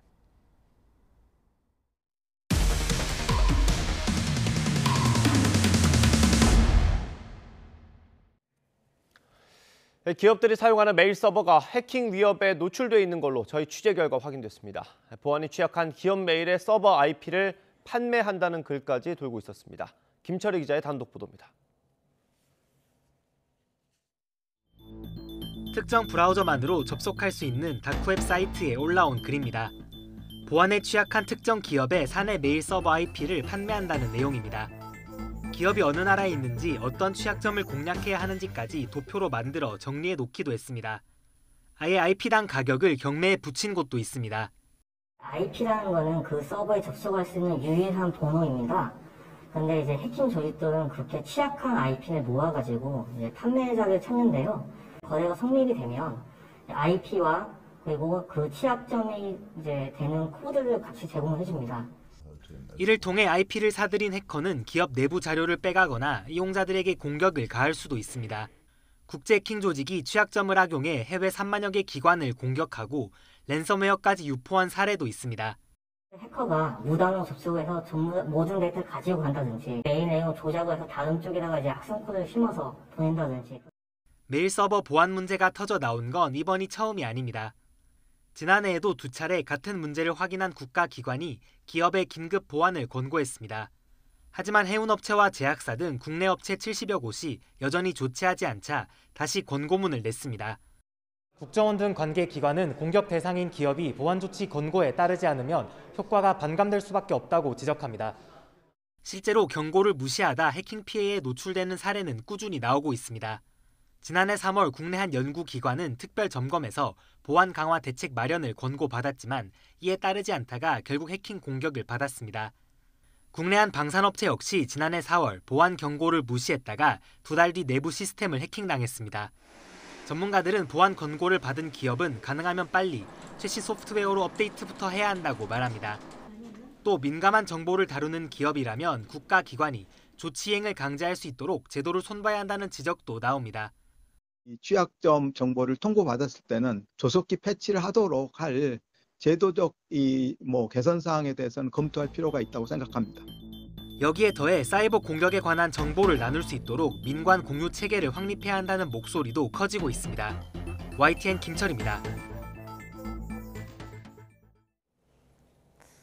정의용 외교부 장관이 하야시 일본 외무상과 첫 통화에서 일본 정부의 사도광산 유네스코 세계유산 등재 추진에 항의했습니다. 정부는 전방위 대응을 위해서 오늘 민관합동 태스크포스 첫 회의를 열 예정이어서 사도광산 등재를 둘러싼 한일 간 외교전이 앞으로 더 격화할 전망입니다. 이교준 기자입니다. 한일 외교장관 간 통화가 어렵게 성사됐지만 냉기류가 감돌았습니다. 북한의 중거리 탄도미사일 발사에 대해선 우려를 공유했지만 강제징용 피해자 등 과거사 문제 등에 있어선 평행선을 달렸습니다. 지난해 11월 하야시 요시마사 일본 외무상 취임 이후 첫 통화입니다. 특히 정의용 외교부 장관은 일본 정부가 한국인 강제 노역의 아픈 역사를 외면한 채 사도광산을 세계유산으로 등재 추진하는데 깊은 실망과 함께 항의의 뜻을 표했습니다. 일본이 지난 2015년 군함도 등 일본 근대산업시설에 세계유산 등재 당시 약속한 후속 조치부터 이행할 것을 촉구했습니다. 이에 하야시 외무상은 사도광산 등재 추진을 위해 한국 정부와 대화를 계속하겠다는 기존 입장을 되풀이한 것으로 전해졌습니다. 앞서 정부는 지난달 28일 일본 정부의 사도광산 세계유산 추천 결정 직후 주한 일본 대사를 불러 항의했습니다. 이어 민간합동 태스크포스 회의를 열어 체계적인 맞대응 전략 수립에 적극 나섭니다. 이상화 대사의 주재하에 제1차 회의를 개최하여 체계적이고 전방위적인 대응 전략을 논의할 예정입니다. 첫 회의에서는 일본의 사도강산 등재 추진에 대한 단계별 대응 전략과 부처와 기관별 업무에 따른 계획 등을 중점 논의할 계획입니다. 일본 정부도 지난 1일 사도강산 등재 추진을 위한 태스크포스 첫 회의를 열며 속도를 내고 있어 한일 간 외교전은 갈수록 가열될 것으로 보입니다. YTN 이교준입니다. 네, 미국 국방부는 군사행동에 들어갈 수 있는 구실을 만들기 위해서 우크라이나군이 먼저 공격하는 러시아의 거짓 계획을 입수했다고 밝혔습니다. 나토는 러시아가 냉전이 끝난 이래 최대 규모의 병력이 3만 명과 최신 무기를 우크라이나와 국경을 맞댄 벨라루스로 이동시키고 있다고 밝혔습니다. 워싱턴 강태욱 특파원이 보도합니다. 미국이 러시아가 개발한 거짓 공격 계획을 입수했다고 밝혔습니다. 우크라이나군이 러시아군이나 친러시아 반군을 공격하는 가짜 영상을 만들어 배포하는 계획입니다. 가짜 영상은 폭발로 인해 시신이 흩어진 그래픽 이미지와 파괴된 장소의 장면을 보여주도록 정교하게 고안된 것으로 알려졌습니다. Involves the production of a propaganda video, a video with graphic scenes of false explosions, depicting corpses, crisis actors pretending to be mourners, and images of destroyed locations or military equipment, entirely fabricated by Russian intelligence. 미국은 러시아 정부 당국이 이 작업에 긴밀히 관여한 것으로 추정하고 있습니다. 영국 당국도 이 정보를 입수해 분석했다고 확인했습니다. 미국 등 서방은 러시아가 이를 구실로 군사 행동에 나설 계획인 것으로 보고 있습니다. One option is the Russian government we think is planning to stage a fake attack by Ukrainian military or intelligence forces against Russian sovereign territory or against Russian-speaking people to therefore justify their action. 미국은 지난달에도 러시아가 공격 자작극을 벌이려고 공작원을 우크라이나에 배치했다는 정보를 입수했다고 했지만 러시아는 사실 무근이라고 부인했습니다. 이런 가운데 나토는 러시아가 며칠에 걸쳐 우크라이나와 국경을 맞댄 벨라루스로 3만 명의 병력과 최신 무기를 이동시키고 있다고 밝혔습니다. 나토 사무총장은 냉전이 끝난 이래 최대 규모라고 설명했습니다. 러시아와 벨라루스의 대규모 연합훈련은 이번 달 중순 예정돼 있습니다. 그런 만큼 미국은 훈련 즈음에 실제 침공이 이뤄질 수 있으며 가짜 공격 계획 같은 명분 쌓기 작전이 사전에 여러 차례 시도될 수 있다고 보고 있습니다. 워싱턴에서 YTN 강태욱입니다. 오늘은 봄의 시작을 알리는 절기 입춘이지만 어제보다 더 추운 날씨가 찾아왔습니다. 현재 서울 기온은 영하 6.7도고 체감온도는 이보다 더 낮은데요. 한낮에도 서울은 종일 영하권에 머물면서 입춘 한파가 기승을 부리겠습니다. 이 추위 속에 충남 서부와 전북 서해안에는 아침까지 눈이 조금 내리겠고요. 이후 밤부터 다시 눈구름이 발달하면서 충청과 호남, 제주도에도 많은 눈이 내리겠습니다. 내일까지 울릉도와 독도에는 최고 15cm 이상, 제주 산간에도 최고 10cm의 폭설이 쏟아지겠고요. 호남 많은 곳에는 7cm가량의 큰 눈이 내려 쌓이겠습니다. 반면 동쪽 지방은 오늘도 맑고 건조한 날씨가 이어지겠습니다. 중부와 경북 지역에는 한파특보가 계속되는 가운데 현재 서울 기온은 영하 6.7도, 대전은 영하 4.4도, 광주는 영하 3.4도, 부산은 영하 1.6도를 보이고 있습니다. 한낮에도 찬바람이 불며 종일 춥겠는데요. 오늘 서울의 한낮 기온은 영하 2도, 대전은 영상 2도, 대구는 4도, 부산은 7도를 보이겠습니다.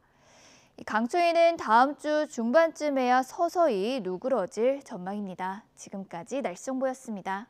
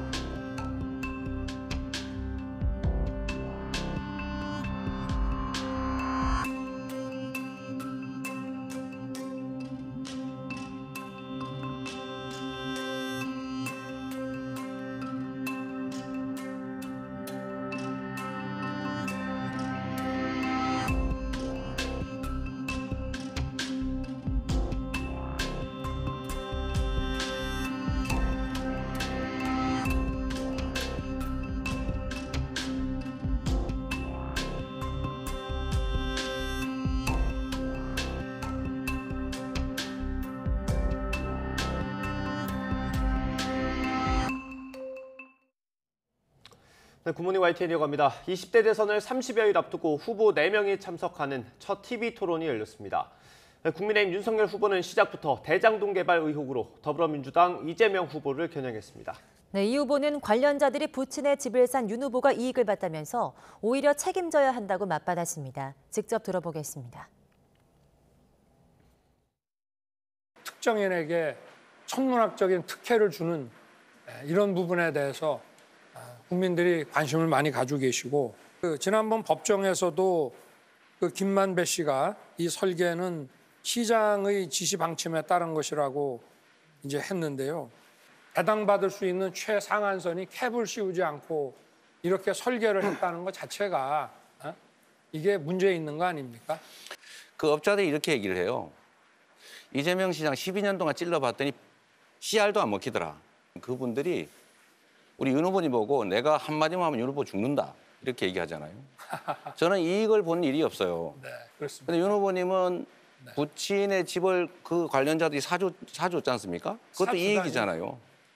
아니, 저는 그렇습니다. 아무런 이익이 없었던 점들을 보면 오히려 윤 후보님이 더 책임져야 되지 않을까 싶은데요.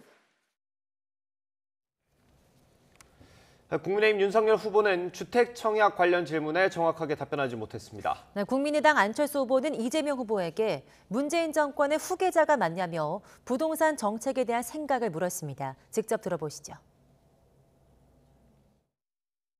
혹시 윤 후보님께서 청약 점수 만점이 몇 점인지 아십니까? 40점으로 알고 있습니다. 예, 84점인데요. 84점에. 예. 네. 근데 그중에서 3인 가구가 받을 수 있는 최고 점수가 64점입니다. 그럼 혹시 저 윤 후보님께서 작년에 서울 지역 청약 커트라인이 어느 정도인지 혹시 아시는지요? 글쎄 뭐 거의 만점에 거의 다 돼야. 예. 62.6점입니다. 문 대통령 정권에서 정책 참모들이 정책 실패에도 불구하고 사실상 굉장히 많은 이득을 얻었지 않습니까? 그렇습니다. 책임 있는 청와대 참모 그리고 또 주무장관들 대상으로 부동산 정책 실패에 대해서 국회에서 청문회가 필요하다고 생각하는데 윤 후보님 생각은 어떻습니까?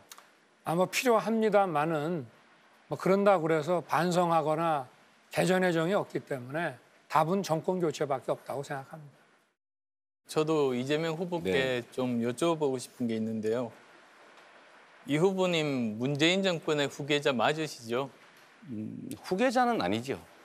새로운 이재명 정부를 만들고자 하는 것이죠. 그러면 문재인 정권의 부동산 정책에 대해서 몇 점 주시겠습니까? 점수를 숫자로 먹이기는 어려운데 매우 잘못된 부족한 정책이었다. 그래서 저희가 여러 차례 사과드렸습니다. 민주당 이재명 후보는 정의당 심상정 후보에게 공공주택 확보 방안을 물었습니다.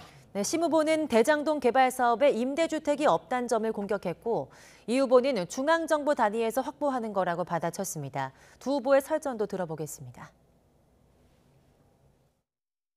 심 후보님은 공공주택 확보에 관심이 많으신 것 같아요. 네.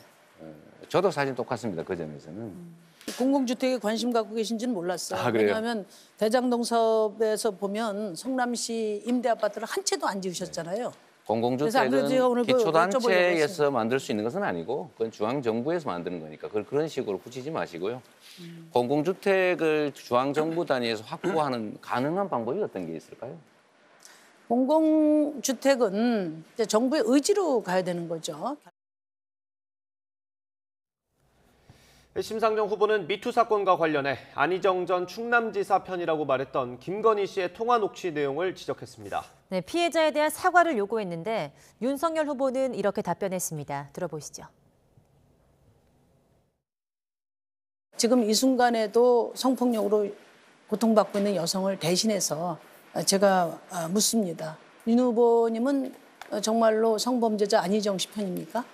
저는 뭐 마시고요. 안희정 씨나 네. 또 오거돈 씨나 박원순 씨나 다 권력을 이용한 그런 성범죄라고 저는 생각하고 있습니다. 이 자리에서 김지은 씨한테 네. 정확하게 사과하실 용의가 있으세요? 이거 사과하겠습니다. 네, 해보시죠. 그렇게 저 마음의 상처를 받으셨다면 제가 그런 말을 한 건 아니지만 하여튼 뭐 그런 거로 인해서 상처를 받으신 분에 대해서는 뭐 김지은 씨를 포함해서 모든 분들에게 하여튼 공인의 안에도 공적인 위치에 있으니까 제가 사과를 드리겠습니다. 네, 이어서 코로나19 소식입니다. 연휴를 마치고 검사 건수가 늘면서 확진자도 급증하고 있습니다. 오늘 발표되는 확진자는 2만 명대 후반이 나올 것으로 예상됩니다. 네, 사회적 거리 두기를 더 이어갈지 말지 오늘 발표되는데 연장하는 방안이 유력하게 거론되고 있습니다. 조태현 기자입니다. 5일 동안 이어진 설 연휴, 이동도 접촉도 많았던 만큼 연휴가 끝나면 코로나19 확진자가 대폭 늘어날 것이란 우려가 컸습니다. 그리고 그 우려는 현실이 됐습니다. 어제 오후 9시까지 코로나19 양성 판정을 받은 확진자는 모두 22,345명. 그제보다 4,000명 넘게 증가한 같은 시간대 기준 역대 최다입니다. 오후 9시에 일일 확진자 2만 명을 넘은 건 이번이 처음입니다. 오미크론 변이 바이러스가 빠르게 확산하는 데다 연휴가 끝나고 검사 건수가 다시 늘어났다는 점도 영향을 미친 것으로 풀이됩니다. 우세종이 아니라 거의 지배종이 됐습니다. 90% 이상 되었기 때문에 이 피크가 어느 순간에 꺾어지기만 한다면 안심할 수가 있겠는데 그것이 뭐 10만이 될지 더 넘어갈지 아직까지는 좀 불확실한 상황이 많이 있죠. 이에 따라 사적 모임을 6명까지만 허용하고 식당과 카페 등의 영업시간을 오후 9시로 제한하는 내용의 현행 사회적 거리두기 조치 역시 연장될 가능성이 커졌습니다. 위중증 환자나 병상 가동률 등은 안정적으로 관리되곤 있지만 명절 연휴의 영향으로 단기간에 확진자가 빠르게 늘어날 것으로 보이기 때문입니다. 또 호흡기 전담 클리닉이나 동네 병의원 중심의 검사와 치료 체계가 갓 시작됐다는 점도 부담입니다. 정부는 전문가 등의 의견을 종합해 다음 주 월요일부터 적용할 새 거리두기 체계를 오늘 발표할 예정입니다. YTN 조태현입니다. 확진자가 빠른 속도로 늘면서 재택치료 환자를 관리하는 시스템에 과부하가 걸리지 않을지 걱정입니다. 네, 정부는 일단 하루 모니터링 횟수를 줄이기로 했고 또 증상이 없거나 약한 확진자의 경우 스스로 건강 상태를 확인하는 방안도 고민하고 있습니다. 이영원 기자입니다. 전파력 큰 오미크론 변이 확산으로 연일 2만 명대 확진자가 나오자 재택치료자 관리 여력도 한계에 달하고 있습니다. 현재 재택치료 대상자는 9만 7천여 명으로 10만 명에 육박합니다. 의료기관 461곳에서 최대 관리 가능한 인원이 10만 9천 명에 불과한 점을 고려하면 사실상 포화 상태에 달한 겁니다. 현재 11만 명 정도까지 관리할 여력은 있다고 보고 있고 11만 명 정도의 시기는 다음 주쯤에 찰 것이라고 보고 있는 중인데 재택치료 관리 여력을 확보하기 위해 하루 모니터링 횟수도 줄였습니다. 고위험군은 하루 2번, 나머지는 하루 1번으로 기존보다 한 차례씩 줄여 관리 부담을 최소화한 겁니다. 이와 함께 다음 주 한계에 달하기 전까지 관리 의료기관을 최대한 확대한다는 방침입니다. 정부는 호흡기 환자가 많은 이비인후과와 소아청소년과, 내과, 가정의학과를 중심으로 30에서 40% 정도가 코로나19 진료에 참여하면 최대 4,000곳까지 의료기관을 늘릴 수 있을 것으로 내다봤습니다. 또 의료진 1명이 담당하는 환자 수 확대를 검토하는 한편 확진자 급증에 대비해 일본에서 시행 중인 재택요양 도입도 논의하고 있습니다. 무증상 경증 확진자는 의료진이 직접 모니터링하지 않는 대신 환자 스스로 건강 상태를 전산에 입력하고 악화 때 직접 연락하도록 해 의료진 부담을 줄이는 방식입니다. 고위험군 아닌 사람은 그냥 본인이 문제가 있을 때 재택 치료를 하는 기관에 전화해서 상담을 하는 방식으로 바꾸면 고위험군만 관리하면 일단 가능하죠. 현재 수준으로도. 이외에도 방역당국은 확진자 급증으로 역학조사 부담이 커진 상황을 고려해 전화 문답 형식에서 대상자가 직접 기재하는 방식으로 시스템을 바꿔 다음 주부터 시행할 방침입니다. YTN 이영훈입니다. 유럽 국가들이 방역 완화 대열에 합류하는 가운데 유럽이 팬데믹의 마지막 단계에 진입한 것 같다는 WHO의 분석이 나왔습니다. 네, 전염력은 높지만 증상은 가벼운 오미크론으로 자연 면역이 형성되고 또 이제 봄이 다가오고 있다는 점 등이 근거로 꼽혔습니다. 이상순 기자입니다.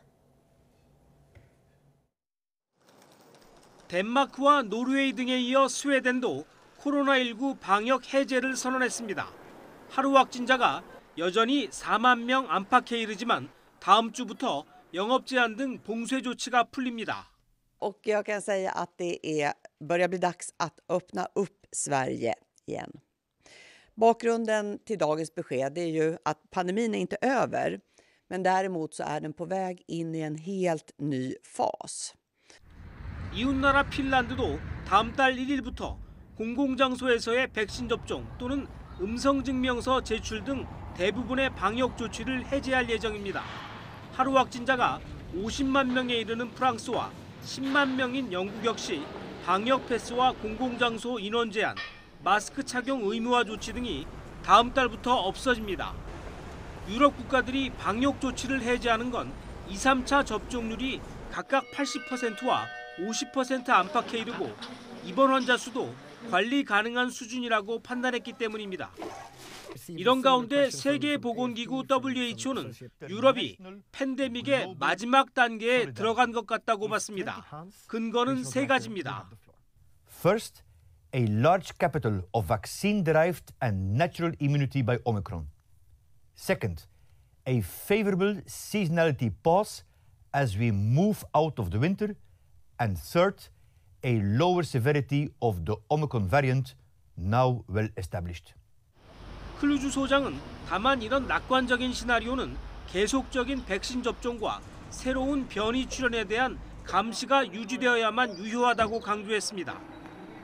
WHO에 따르면 지난주 유럽의 신규 확진자는 1,200만 명에 이르렀지만 중환자실 입원과 코로나19 사망자 수는 증가하지 않기 시작한 것으로 나타났습니다.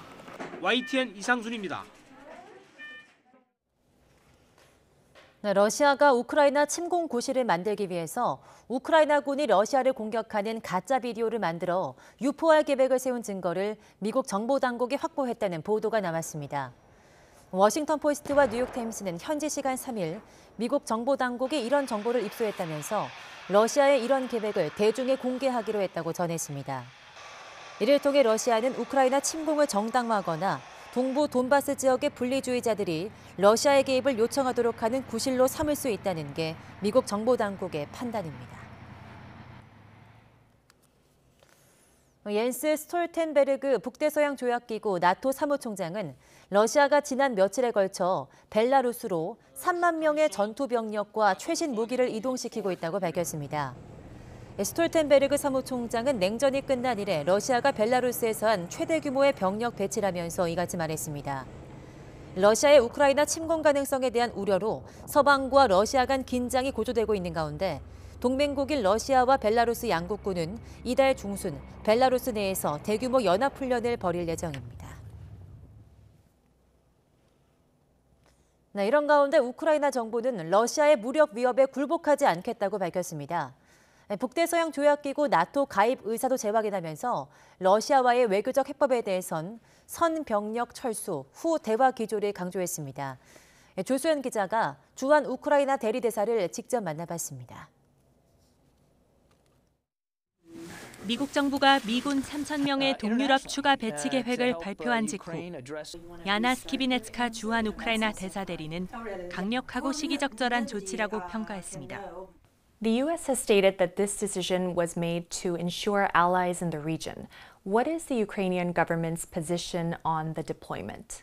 I think it's serving the purpose of deterrence, and also it's an answer to requests from the Eastern European countries which feel threatened by Russia by this escalation on Ukraine's borderline. 특히 우크라이나 동부 국경에 집결한 3만 명의 러시아 병력에 대해 우려를 표하면서 유사시 단호한 대응을 천명했습니다. So we are not going to bow to those threats of force, and we are prepared to fight. 스키비네츠카 대사 대리는 대화의 가능성은 열어두면서도 러시아의 병력 철수가 선행돼야 한다고 못 박았습니다. Amidst difficult circumstances, do you still believe that a diplomatic solution is possible? All discussion on de-escalation of situation in Europe or security guarantees in Europe must start with Russia withdrawing its troops from our borders and de-escalating the situation altogether. 우크라이나의 나토 가입을 막아달라는 러시아의 요구는 애초부터 수용 불가능했다며 국제 규범에서 어긋난 것이라고 지적했습니다. We cannot compromise on our security or on our sovereign right to choose our security arrangements. And Russia's position seems a bit cynical, isn't it? Because it was Russia who who invaded Ukraine and Russia who annexed Crimea. 끝으로 우크라이나 사태 해결을 위해 한국을 비롯한 국제사회에 지지와 연대를 바란다는 메시지를 남겼습니다. YTN 조수연입니다. 미국 곳곳에서 폭설과 강풍을 동반한 겨울 폭풍이 이틀째 불어닥치면서 항공편 결항과 정전 사태가 잇따르고 있습니다.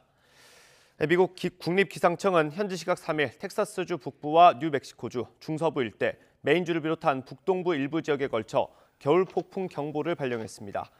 최소 25개 주 1억 명 이상의 주민이 겨울 폭풍의 영향권에 놓였다고 CNN 방송은 전했습니다. 항공편 추적 사이트 플라이트어웨어에 따르면 이날 오후 3시 현재 미 국내선과 국제선 항공기 4,800여 편이 취소됐습니다. 또 테네시주 12만 곳, 텍사스주 6만 곳을 포함해 미 전역에서 20만 곳이 넘는 주택과 기업이 정전 피해를 본 걸로 집계됐습니다.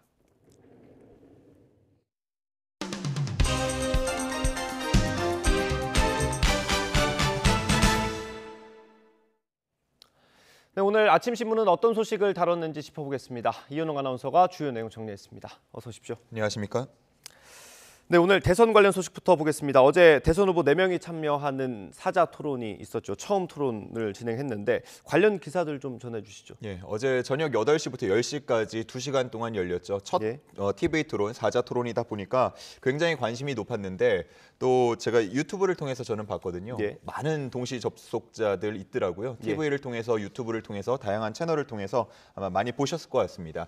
하지만 주요 내용들 또 정리한 신문 내용들 한번 보여드릴 텐데 일면만 여러 개 모아서 보여드리겠습니다. 제목만 보면 대충 어떤 얘기들 있었는지 알 수 있을 것 같습니다. 먼저 조선일보 같은 경우는 4당 후보 모두 다 국민연금 개혁에 한 목소리를 냈다고 중요하게 다루고 있었습니다. 안철수 후보가 주도를 해서 나온 얘기인데 뭐 구체적인 그 안까지 나온 건 아니지만 개혁 필요성에 대해서는 네 후보가 모두 공감대를 이뤘다는 의미가 있었습니다. 경향신문은 여기에 더해서 대장동 의혹을 둘러싸고 치고받았다라고 썼고요. 이재명 후보를 제외한 나머지 3명의 후보가 공세를 폈고 이 후보는 다시 한번 반박하는 모습이 연출됐습니다. 또 사드 추가 배치에 대해서는 윤석열 후보가 재차 필요성을 강조했는데 여기에 대해서 이재명 후보가 중국의 반발을 사서 경제를 다 망칠 것이냐 이렇게 대답하는 부분도 있었습니다. 그리고 부동산 정책에 대한 토론도 있었는데요. 이재명 후보는 이번 정부의 정책에 다시 한번 사과를 하는 모습이었습니다. 저는 본 방송을 보진 못하고 출근해서 이제 유튜브를 통해서 봤는데 안희정 전 지사 사건을 언급할 때 이제 김건희 씨가 이 사건을 언급한 것 말고는 사실 가족 관련된 얘기는 많이 없었던 것 같아요. 그렇습니다. 이 네 후보 모두 다 가족 리스크와 관련한 공세를 펴지는 않았는데 그동안에 뭐 방송 보도 비중을 본다던가 아니면 인터넷상에서 사람들이 관심을 갖는 부분을 봤을 때는 좀 의외다라는 반응이 나오기도 했습니다. 서울신문을 보면 토론장에 입장할 때 그리고 토론이 끝나고 나올 때 이 기자들은 배우자 관련된 질문을 했었는데 먼저 입장할 때를 보면 배우자가 응원을 해줬냐라는 질문을 후보들한테 했다고 합니다. 이재명 후보는 잘하고 오라고 했다. 윤석열 후보는 응원 안 해주더라 이렇게 답을 했다고 하고요. 심상정 후보는 남편과 동행을 했는데 이분은 검증도 잘 안 한다 이런 얘기를 했다고 합니다. 그리고 토론이 끝난 후에 배우자 관련 공세를 펴지 않은 점에 대해서 질의를 하자 안철수 후보는 공약과 관련해서 말하는 게 옳다고 생각했다고 답했다고 하고요. 심상정 후보는 후보 검증하기도 바쁜데 부인까지 테이블에 올려놓기 어렵다고 답했다고 합니다. 동아일보 같은 경우도 배우자 공격이 없었다는 점을 주목했는데 이재명, 윤석열 두 후보가 상대 배우자에 대해서 언급하지 않은 건 뭐 표면적으로는 네거티브를 하지 않겠다는 설명이었지만 그 속내는 부메랑이 되어서 되돌아올 수 있기 때문이라고 분석하고 있었습니다.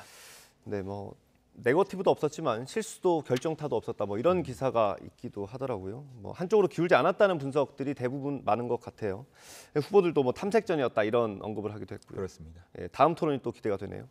네, 이번 토론에서 가족 리스크에 대한 공방이 없었지만 좀 장외에서는 계속 공방이 있었죠. 맞습니다. 국민의힘이 어제 김혜경 씨와 전 경기도청 공무원 배모 씨를 고발하기도 했는데 관련 기사와 사진이 경향신문에 실려 있었습니다.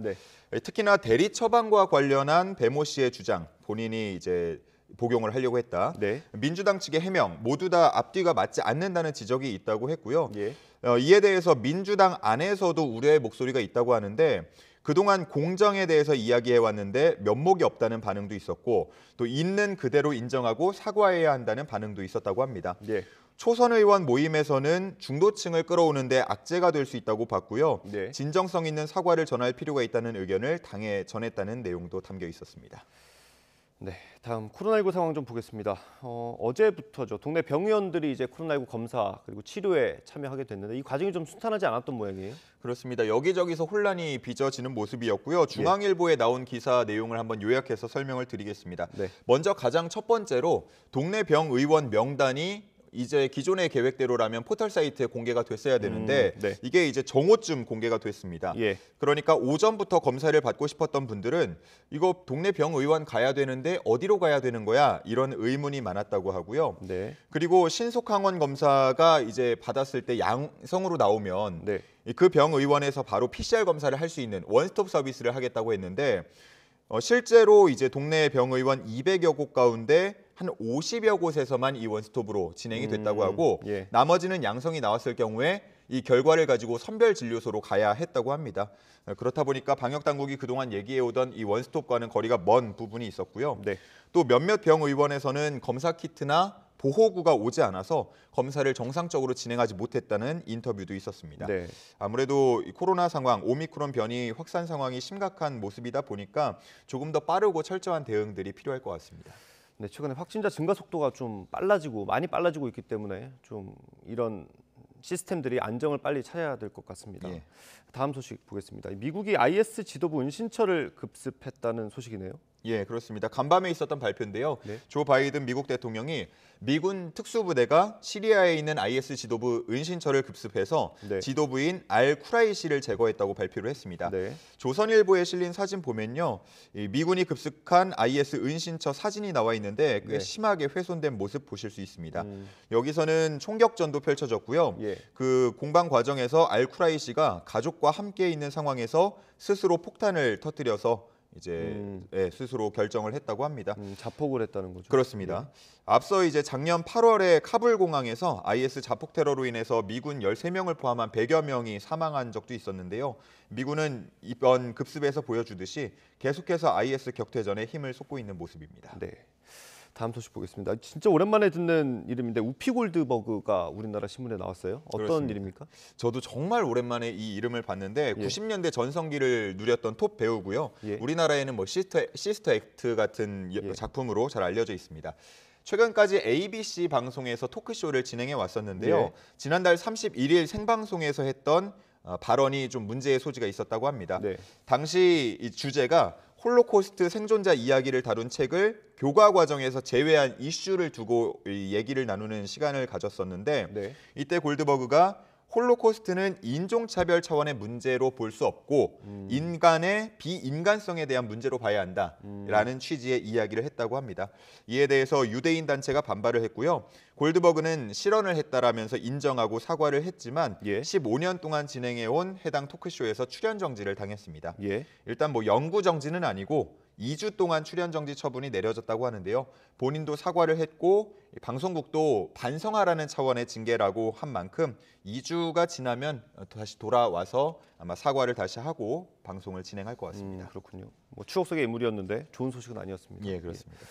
다음 올림픽 얘기해 보겠습니다. 오늘 저녁에 개막하는 거죠? 그렇습니다. 우리 시간으로 오늘 오후 9시에 개막식이 펼쳐집니다. 중앙일보는 이번 올림픽에 대해서 몇 가지 숫자로 좀 소개하는 기사를 실었는데요. 함께 보시겠습니다. 먼저 여기서 나온 0은 보면 해외 관람객 수입니다. 코로나, 오미크론 확산 속에서 펼쳐지는 베이징 동계올림픽이다 보니까 무관중까지는 아니지만 아주 제한된 조건에서 중국 본토 거주 관람객만 받기로 했습니다. 그래서 해외 관람객 수는 0이다 표시를 해놨고요. 다음 숫자 1은 하계올림픽과 동계올림픽을 모두 치른 유일한 도시, 최초의 도시가 됐다는 점을 말하고 있었습니다. 그 옆에 나온 109는 15개 종목에 걸린 금메달 숫자를 의미하는데요. 평창 올림픽 때에 비하면 7개가 늘어난 수치고요. 우리나라는 여기서 지금 목표로는 한두 개 정도 금메달을 획득하는 걸 목표로 하고 있습니다. 왼쪽 하단에 나온 13은 경기장 숫자를 말하고요. 오른쪽 하단에 나온 2,900은 91개국에서 모인 선수단 인원을 의미하는데 우리나라에는 64명의 선수단이 멋진 모습을 보여줄 준비를 하고 있습니다. 네, 뭐 가장 중요하고 궁금해하실 것 같아요. 우리나라 선수들 경기 언제 볼 수 있는 겁니까? 뭐 당장 내일부터 이제 펼쳐지는데 우리 선수들의 주요 일정들을 정리한 기사가 한국일보에 실려 있습니다. 네. 보면서 설명을 드리도록 하죠. 일단 앞서서 제가 말씀드렸듯 우리나라는 한두 개의 금메달을 목표로 하고 있다고 말씀을 드렸지만 AP통신 등 외신에서는요. 우리나라가 쇼트트랙에 걸린 9개 메달 중에 금메달 3개를 가져올 것이다. 이렇게 전망을 하고 있었습니다. 우리나라보다 더 후한 점수를 주고 있네요. 그렇습니다.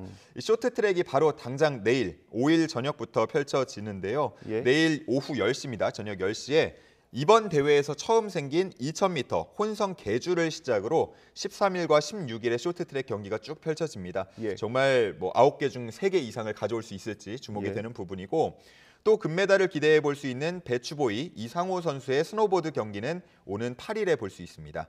그리고 빙판 위의 예술이라고 불리는 피겨 스케이팅 같은 경우는 남자 경기는 8일과 10일, 여자 경기는 15일과 17일에 볼 수 있고요. 지난 대회에서 많은 주목을 받았던 여자 컬링 팀 킴의 경기는 여러 쭉 펼쳐지지만 오는 14일에 한일전이 또 열리거든요. 이 부분도 주목이 됩니다.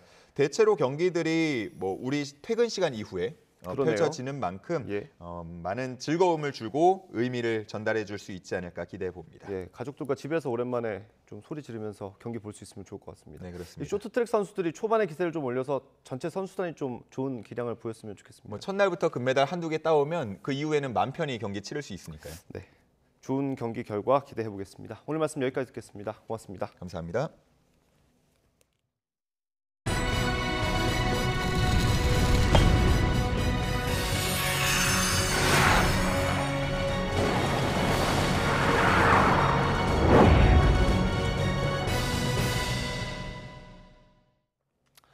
조금 전에 전해드린 것처럼 코로나19 대유행 속에 오늘 밤 베이징 동계올림픽이 막을 올립니다.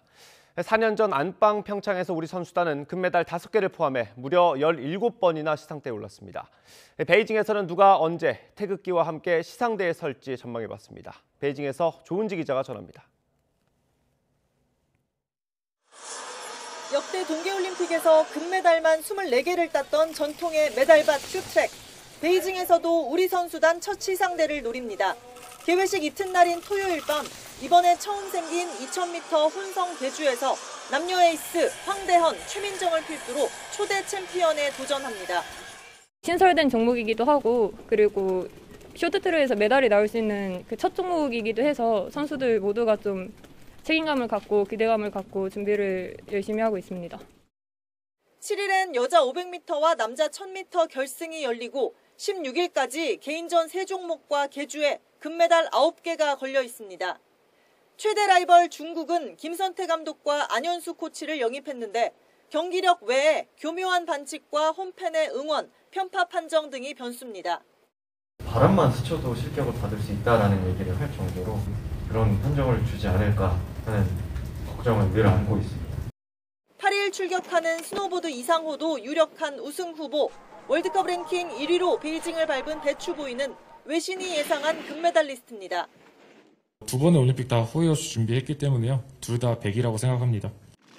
영미 신드롬을 일으켰던 팀 킴은 10일부터 9개 나라와 차례로 격돌하고 승승장구한다면 폐회식인 20일 금메달 마침표를 찍을 수 있습니다. 스피드 스케이팅도 베테랑 이승훈, 김보름을 필두로 한 방을 준비하고 평창 시상대를 수놓았던 스켈레톤 윤성빈과 봅슬레이 원윤종 팀도 미지의 옌칭 트랙에서 반란을 꿈꿉니다. 준비한 만큼 후회 없이 최선을 다하면 결과는 하늘에 맡기고 좋은 결과가 있지 않을까 생각합니다. 선수들의 피, 땀, 눈물이 녹아있는 메달은 방역 때문에 도쿄올림픽처럼 이번에도 셀프 시상하기로 했습니다. 길어지는 코로나19 대유행 속에 자신과 싸우며 고군분투 달려온 선수들은 꿈의 무대인 올림픽에서 메달만큼 귀한 투혼과 감동을 준비하고 있습니다. 중국 베이징에서 YTN 조은지입니다. 팬데믹 속 치러지는 이번 올림픽으로 코로나19가 확산하진 않을까 걱정도 큽니다. 중국 정부는 폐쇄 루프를 통해서 선수와 취재진의 외부 접촉을 통제하고 있는데요. 현지 모습이 어떤지 이지은 기자가 전해드립니다. 베이징 올림픽 취재진의 생활은 제약의 연속입니다. 정해진 호텔에 머물면서 미디어 센터와 경기장만 오갈 수 있습니다. 이곳은 저희가 묵고 있는 미디어 호텔 마당입니다. 보시는 것처럼 높은 담장과 함께 자물쇠까지 설치가 되어 있는데요. 정해진 차량을 이용하지 않고서는 단 한 발자국도 걸어서 나갈 수는 없습니다. 호텔 측은 아예 물과 각종 비품을 알아서 가져가도록 복도에 놓고 방역복으로 꽁꽁 싸맨 직원들이 소독을 이어갑니다. 식당 한 곳을 제외한 내부 시설은 모두 문을 닫았습니다. 필요한 물품을 살 수 있는 곳은 임시 매점이 유일합니다. 호텔에서 나갈 때는 짐 검사를, 호텔 마당에서는 매일 PCR 검사를 받아야 합니다. 창밖으로만 볼 수 있는 베이징 시내에는 곳곳에 걸린 배너만이 올림픽이 열린다는 걸 알려줄 뿐 축제 분위기는 찾아보기 어렵습니다. 새둥지라는 뜻의 야오차오로 불리는 베이징 국가체육장은 개회식 준비에 한창입니다. 펜스로 둘러싸인 경기장 주변은 오가는 사람을 엄격하게 통제하고 있습니다. 연출은 14년 전과 같이 중국의 거장 장이머우 감독이 맡았습니다. 개회식과 경기 관람은 수용 인원의 최대 절반까지 모두 중국 본토 거주인만 가능할 전망입니다. 会有遗憾，现在因为戒严嘛哈，另外还有一个疫情的问题，所以呢不能直接到场馆去看比赛，所以这比较遗憾。 코로나19 방역에 대한 긴장감이 가득한 가운데 눈과 얼음의 축제가 그 준비를 마쳤습니다. 베이징에서 YTN 이지은입니다. 중국은 동계올림픽 성화를 들고 만리장성을 넘고 수중에서도 불을 붙이는 이색적인 장면을 연출했습니다. 방역을 이유로 통제 속에 성화를 봉송하지만 중국 알리기의 기회로 활용하고 있습니다. 베이징에서 강성원 특파원이 보도합니다. 베이징시 외곽에 위치한 만리장성 바다린 구간. 동계올림픽 성화를 들고 천천히 달리는 주자의 모습이 보입니다. 수십 미터마다 성화를 이어붙이면서 바다린 구간 만리장성의 가장 높은 곳까지 올라갔습니다. 非常骄傲也幸运的可以作为一个双奥火炬手. 이른바 수중 봉송도 최초로 진행됐습니다. 맷돌처럼 생긴 로봇이 성화봉을 물속으로 끌고 들어가 다른 성화봉에 불을 붙였습니다. 이어 물 밖으로 다시 나와 이번에는 사람에게 성화를 붙여줬습니다. 为了能够实现这个火炬在水下的一个燃烧，我们这个合作的研究单位也付出了很多的一个技术的一个攻关。 이번 베이징 성화 봉송 행사에는 코로나19 방역을 이유로 일반인들의 접근이 제한됐습니다. 엄격한 통제 속에서 필요한 소수 인원들만 참가해 전시성 행사로 진행되는 모양새입니다. 이런 가운데 올림픽 폐쇄구역 안에서만 하루 50명이 넘는 코로나19 감염자가 발생했습니다. 이 중 절반 정도는 선수와 코치 등 선수단에서 나와 방역이 만만치 않을 것임을 예고했습니다. 올림픽 경기장이나 숙소 등이 일반 지역과 차단돼 있다 보니까 베이징의 신규 확진자 수는 하루 2~3명 정도로 이전보다 오히려 더 줄어든 상황입니다. 베이징에서 YTN 강성웅입니다. 이번 베이징 동계올림픽이 진행되는 대회 기간 YTN은 취재진이 경험하는 올림픽의 모든 현장을 베이징 Y로그라는 제목으로 전해드립니다. 이번엔 첫 순서, 결전지, 베이징 입성까지의 모습을 담았습니다.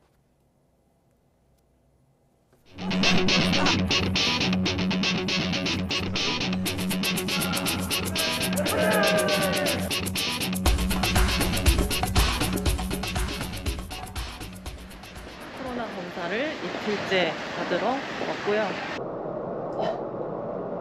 모두 다 끝났고요. 마스크 진짜 스포츠 기자 하면서 지금 한 코로나 검사 30번 받는 것 같거든요. 근데 할 때마다 눈물 나, 이거 막. 특히 콧구멍.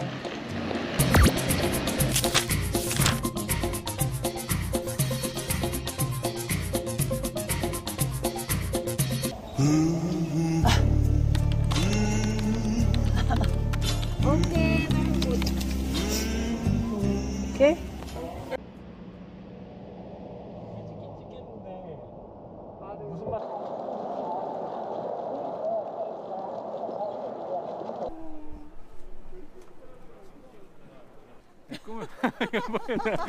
제가 꿈을 꿨는데 이제 올림픽 기간 동안 하루를 자유 시간을 줄 수 있다는 꿈을 꿨어요.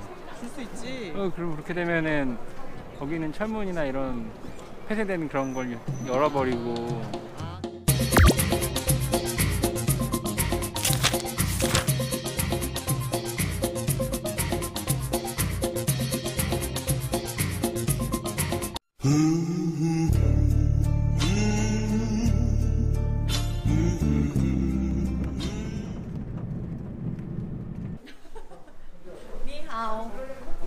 베이징 온 소감은요? 지금 실내라 그런지 덥습니다. 너무 카메라가 가까운 거 아닌가요?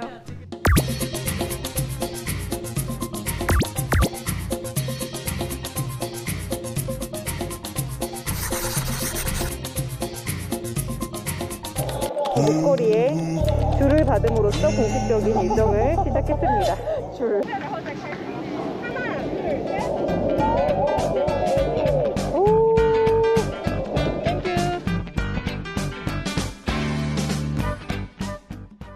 네, 토트넘의 핵심 공격수 손흥민이 다리 부상을 털고 약 한 달 만에 돌아왔습니다. 잉글랜드 프로축구 토트넘은 구단 SNS에 소니가 돌아왔다는 글과 함께 훈련에 참여한 손흥민의 사진을 공개했습니다. 손흥민은 지난달 6일 첼시와의 리그컵 준결승 1차전 직후 다리 근육 통증을 호소해서 전열에서 이탈한 뒤 치료와 재활에 집중해왔습니다. 토트넘은 손흥민이 자리를 비운 지난달 24일 첼시와 리그 맞대결에서 0대2로 지며 콘테 감독 부임 뒤 정규리그 첫 패배를 당하는 등 4경기 2승 2패로 주춤하고 있습니다. 6일 브라이턴과 FA컵 4라운드를 치르는 데 이어서 10일 사우스샘프턴, 13일 울버햄프턴과 리그 경기를 앞두고 있는 토트넘에는 손흥민의 복귀가 큰 힘이 될 전망입니다. 오늘은 절기 입춘입니다. 봄의 시작이라는 뜻을 가지고 있지만 절기가 무색하게 강추위가 이어지고 있는데요. 현재 서울 기온은 영하 6.7도로 어제 같은 시각보다 2도가량 낮습니다. 낮 동안에도 영하권에 머물면서 종일 추울 것으로 보이니까요. 오늘 출근길에는 따뜻한 옷차림 해주시기 바랍니다. 추위 속에 눈 소식도 있습니다. 오전까지 충남 서부와 전북 서해안에는 아침까지 눈이 조금 내리겠고요. 이후 기온이 크게 떨어지는 밤부터 다시 눈구름이 발달하면서 충청과 호남, 제주도에 많은 눈이 집중되겠습니다. 내일까지 울릉도와 독도에 15cm 이상, 제주 산간에도 최고 10cm의 많은 눈이 내리겠고 호남 많은 곳에 7cm, 그 밖에 충청과 제주도에도 1에서 3cm의 눈이 내려 쌓이겠습니다. 중부와 경북 지역에는 여전히 한파특보가 발효 중인 가운데 현재 철원의 기온 영하 13.8도, 파주 영하 13.4도, 서울은 영하 6.7도까지 떨어졌습니다. 낮 기온도 어제보다 더 내려가 종일 춥겠습니다. 서울 영하 2도, 대전 2도, 대구 4도, 광주는 5도가 예상됩니다. 주말인 내일은 서울의 아침 기온이 영하 11도까지 떨어지며 추위가 절정에 달하겠고요. 한파는 다음 주 중반쯤 풀릴 전망입니다. 맑은 날씨 속에 영동과 영남, 전남 동부 지역은 여전히 건조특보가 발효 중입니다. 산불 등 화재 발생하지 않도록 불씨 관리 철저히 해주시기 바랍니다. 지금까지 서울 상암동에서 YTN 윤수빈입니다.